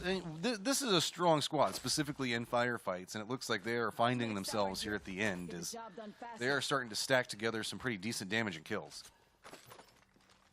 Yeah, they definitely needed this damage, or they needed these kills, sorry, to catch up to not only Rulers MX, because they're only 1 point away from Rulers MX, but to Parallel at 59 points compared to them at 44. If they want to catch up to first or even try and secure second, they do need to make that point differential between them and the other squads. Parallel, are they still alive? Looking around, yes. They are to the south of the circle right now. They're coming around that loop that we were talking about just a moment ago and how similar it is. They are leaning into the Divide south, and they are coming into the TRK territory. So that's going to be MX Rollers. Oh, but they are a duo. So Parallel is a duo. They do not have Regretful this game. So that's why they're playing a little bit more safe rather than really dominant and pushing every single team in their path. It's because they are now a duo. Rulers MX. Who are they pushing out now? I think it's Dark Tension that they're chasing. They're going to be able to connect these shots in midair on the Pathfinder. It's quite hard. You never tell the exact angle that he's going in the air sometimes. It's like, you think you know how the arc's going to go, and it just doesn't end up going that way. So it feels like Pathfinder in the air is... Pathfinder on the ground is the easiest thing on the face of the earth to shoot. Pathfinder in the air, you never know. No, we talked about this on my Twitch stream the other day, where Pathfinder is a better escaper than Vantage. Vantage, I believe, goes a little bit slower in the air, so it's easier to track her, and potentially why she's not played, where Pathfinder can do so much more and it is way harder to track. So I think that's what really gives him the advantage in that. It went Divide again. Yep, it did go Divide, but whoever stays on the west side of that mountain will need a Valkyrie. Again, like last time. Titanus is going around the mountain this time, though. Yeah, they're leaving. That was exactly what I was going to point out. They don't want to come around here. They were like, last time, this sucked. This time, it still sucks, but oh no, they're being pushed away. And guess who's behind them? It's Dinosaur. Dinosaur Venom. The guy that was hiding in the tree. It's literally the same thing that happened last time is happening again. But this time, they're going to catch him. They see him. Yeah, it looks like they see him, and they're not going to let him go this time. So, Rollers MX, Dinosaur Venom trying to get away. Yeah, this is... How far are you going to chase a Pathfinder? Is on Dinosaur's team, but is ratting in a completely different side of the map. That's what they do. They only rat. They only rat. I love it. And separately. Yep. Because then they could be found together. It's much better, mathematically. Separate out. That's one that's all myself. They could be taking a 2v2 against Titanus, but Dinosaur is on the run. Look, dinosaurs don't know how to use guns, all right? They just know how to hide in trees and how to follow circles. And Mambas can't use guns either. Well, Black Mamba in a corner.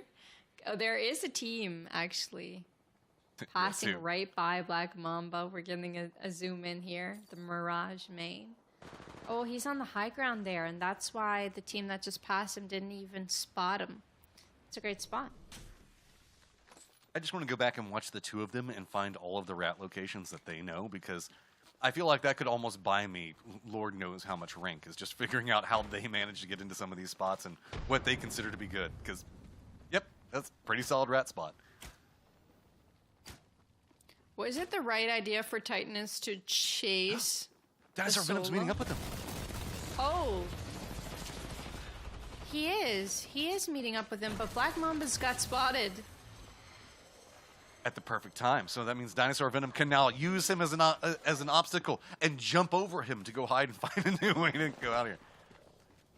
I like it, Black Mamba. What is going on? Are they going to win this 2 versus 3 situation? There is no Oh my way, God! right? Black Mamba's still alive. He's getting chased down. RWJ going for the thirst here. Can he get an armor swap off? Oh. Where did Dinosaur Venom go? Oh, no. B&B got he him. got eliminated. Yep. Titanus eliminated as well. So they chased Dinosaur Venom, found another team, and ended up getting eliminated here as well. Well, hey, you know how Dinosaur Venom just died walking this angle. Copium is going to follow that same angle, where Wape and Dynasty are just waiting, and man, what do you even do? That's like, hey, I think there's something, I'm dead. Well, they really need the points. B&B is in 5th place, as we said, but they have gotten quite a few kills, and only top 2 today get PS5s. So they need to take advantage of any situation they see. I think they're going to push White Shinigami and Soul Eater. See that on the top part of the map. Paolo Preds, they are going to recover the banner, get the revive. They have Valkyrie, the Skyward Dive. That's what we were talking about earlier. They're going to be able to fly over that mountain, I think. The question is, My where are they knowledge. going to land? Because Daniel spams in one spot, MX Roller is down in another one. Then we've got TPK and Dynasty Nawampe up in the north. This is going to be a dramatic jump, to say the least, as well as having Dreamer 1111 back behind him. Yeah, Dreamer 111 is our Dinosaur Venom for today, for this game. A little bit of cosplaying going on. Paolo Preds, though, is... Can they stay here? No. Oh, wait. Yeah, but no. Yeah. Like, they can stay here, but can they fly over the mountain if they stay here and not utilize the building to go on top of the other side? Like, are they going to be able to fly later on? That's the question. That's a real question. What is intriguing is really everybody's got their own spot. Uh-oh. Dreamer 1111 has been spotted out, and I think he's probably about to die. So that should make it much easier. Yep, Ruthless Ramparts does go away, so Paulo Preds should be able to jump back over if they want. And that's some loot for Dragon. Blue armor and a couple guns. Good for Dreamer's them. Anime Ghost. secured. Loot secured. That's also a pretty good Oh. rat spot. Wow, that's a really good rat spot. Oh. I'm loving watching Broken Moon being played competitively. Like, you don't see this in ranked. Oh, here we go. Airtime. They are leaning into the Daniel Spams side of this. Nope, nope. They're going to go back down the Dynasty direction. Nope. Daniel Spam side.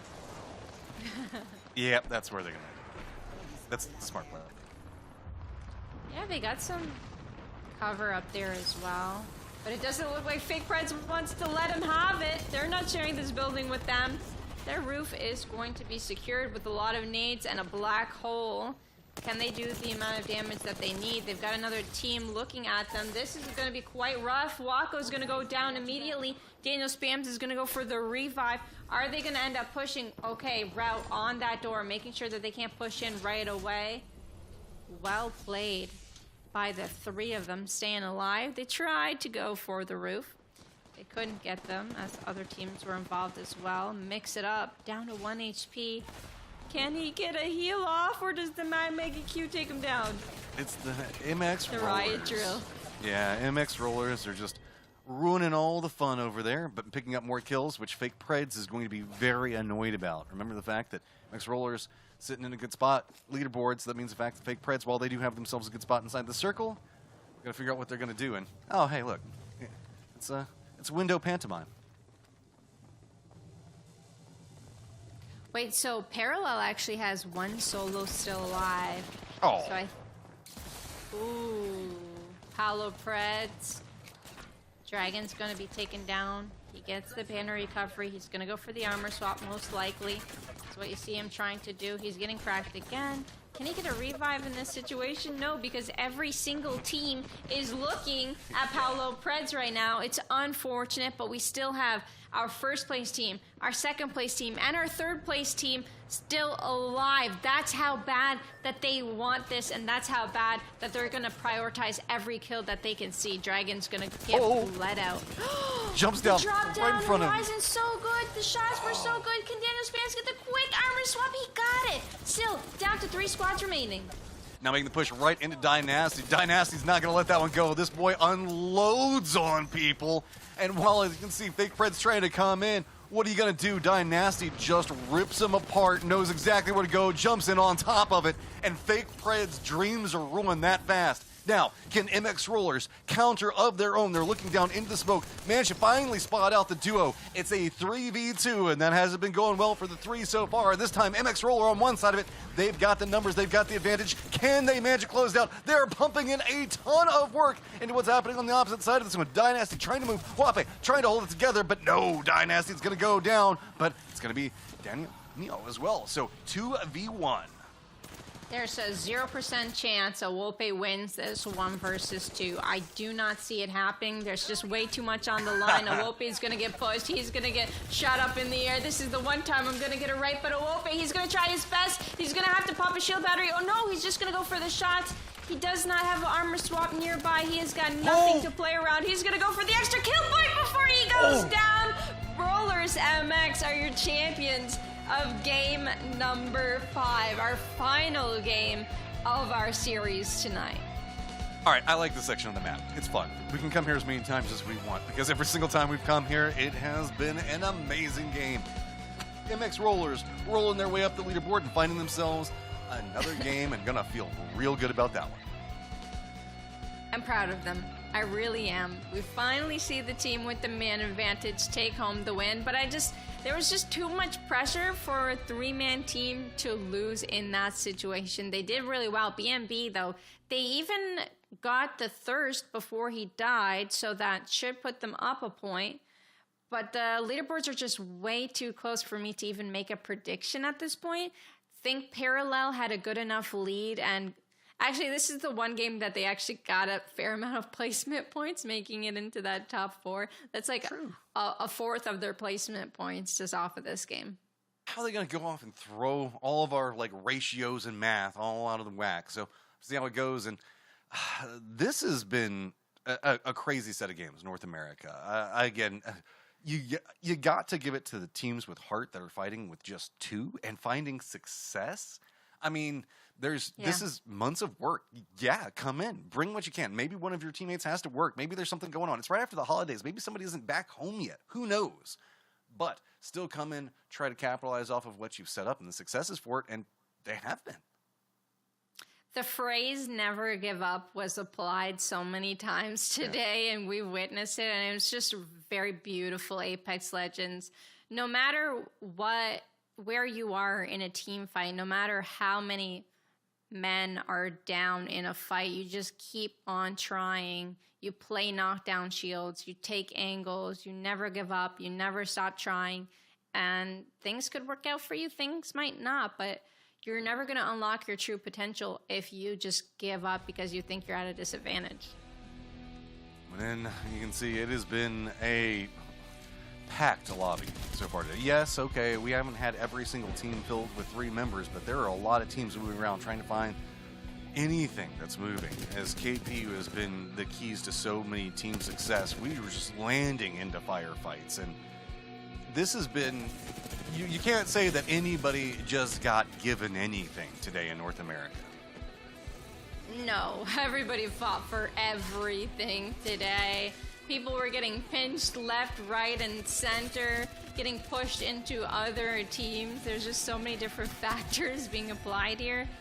may not be the best tournament to have a super defensive comp because it hasn't really been negating all of the aggressiveness. But hey, take a look at Rollers MX for their second win.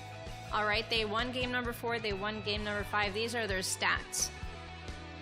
This is a follow-up coming in, picking up the kills. And remember, they were playing on the outside of the compound and what we saw going on. They were the ones who were taking harassing shots at Polo Predators who are up on the top of the building. So this has been much more about control and making sure that they can hold on to their lead. And, yep, all I can say is they walk away with the victory. So lead held.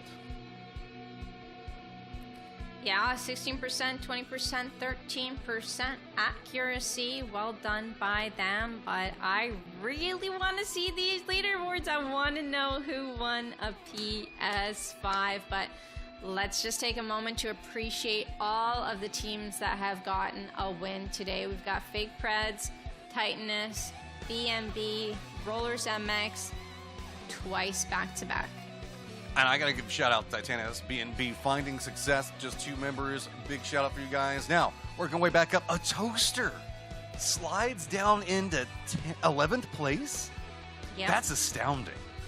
And Outsiders as well, tied with them at 17 points. I wonder what 10th place looks like in points. Was it a lot? We're about to find out, but congratulations to all these teams that have made it here into the finals.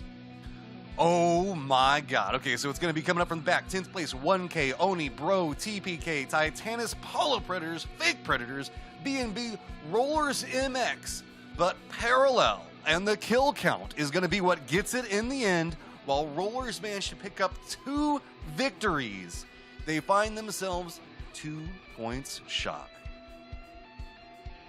So they picked up, I believe, 3 placement points extra for killing BMB, and then they picked up, I guess, 2 kills. So if BMB actually ended up 2v3ing them, it could have been reversed, right? Like BMB would have gotten those extra points.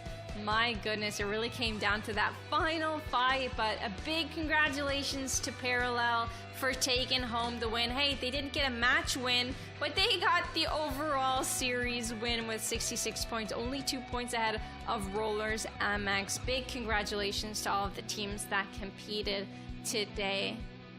I mean, you just got to give it to them. They understood how they were coming into there. And remember, our teams in first and second both get stacked up with some PlayStation 5s to help them out on their Apex console journeys from here on out. So that's going to be a nice step up. So looking forward to seeing them posting about that on social media. Make sure that you give these teams a follow. This is a growing scene, and we want to make sure that we support as much as possible. So if you're watching right now, go find winners. Go find anybody that amuses me. Hey, you know, Dinosaur Venom is really fun to watch. Go give him a follow, too. Every single one of these players deserves some support and love because it's hard out here sometimes, but big respect to Parallel and your performance today. You guys earned it every single kill point along the way. It's been an incredible day with a lot of action, and they truly deserve the win. Parallel, just the best overall fighting team, and they finally got to play the placement game in the end, and they did a great job with only 1 member left remaining there at the end. So now as we're starting to look at everything and how it moves into the future, there is so many different things that we need to keep an eye on. But a big part of that is going to be making sure that you keep an eye on what's going to be going on. And where's the best place to do that, girl? Well, maybe our community Discord, perhaps. All right, so please join the PlayStation Tournament's community Discord to find regular updates on esports events, articles, videos, and meet others to improve your game with. The PlayStation Tournament's community Discord regularly hosts play sessions, interviews with figures in the community, and other special content. So make sure you take out your phone right now. It's really simple. All you got to do is scan the QR code and you'll get a direct link into our Discord. So come on and enjoy the fun. Well, let's say you don't like talking to people, but you still want to try to get yourself some PlayStation 5s. Don't worry, there's plenty of ways that you can do this by going out and racking up some wins and some PlayStation tournaments through all of December, January, for a chance to win prizes like the new DualSense Edge controller, PlayStation 5 consoles that were just given away to MX Rollers as well as Parallel. Sign up on console and start competing for prizes today. Full rules can be found at compete.playstation.com. And yeah, I mean, we still got plenty of tournaments coming down through January. Let's go ahead and give you guys a quick beat into what all is going to be coming. A lot of it is going to be fighting games, but hey, you know, girl, you were talking about the fact that you were trying to get your legs into some fighting games. As you can see, there are 6 coming up leading into February 22nd.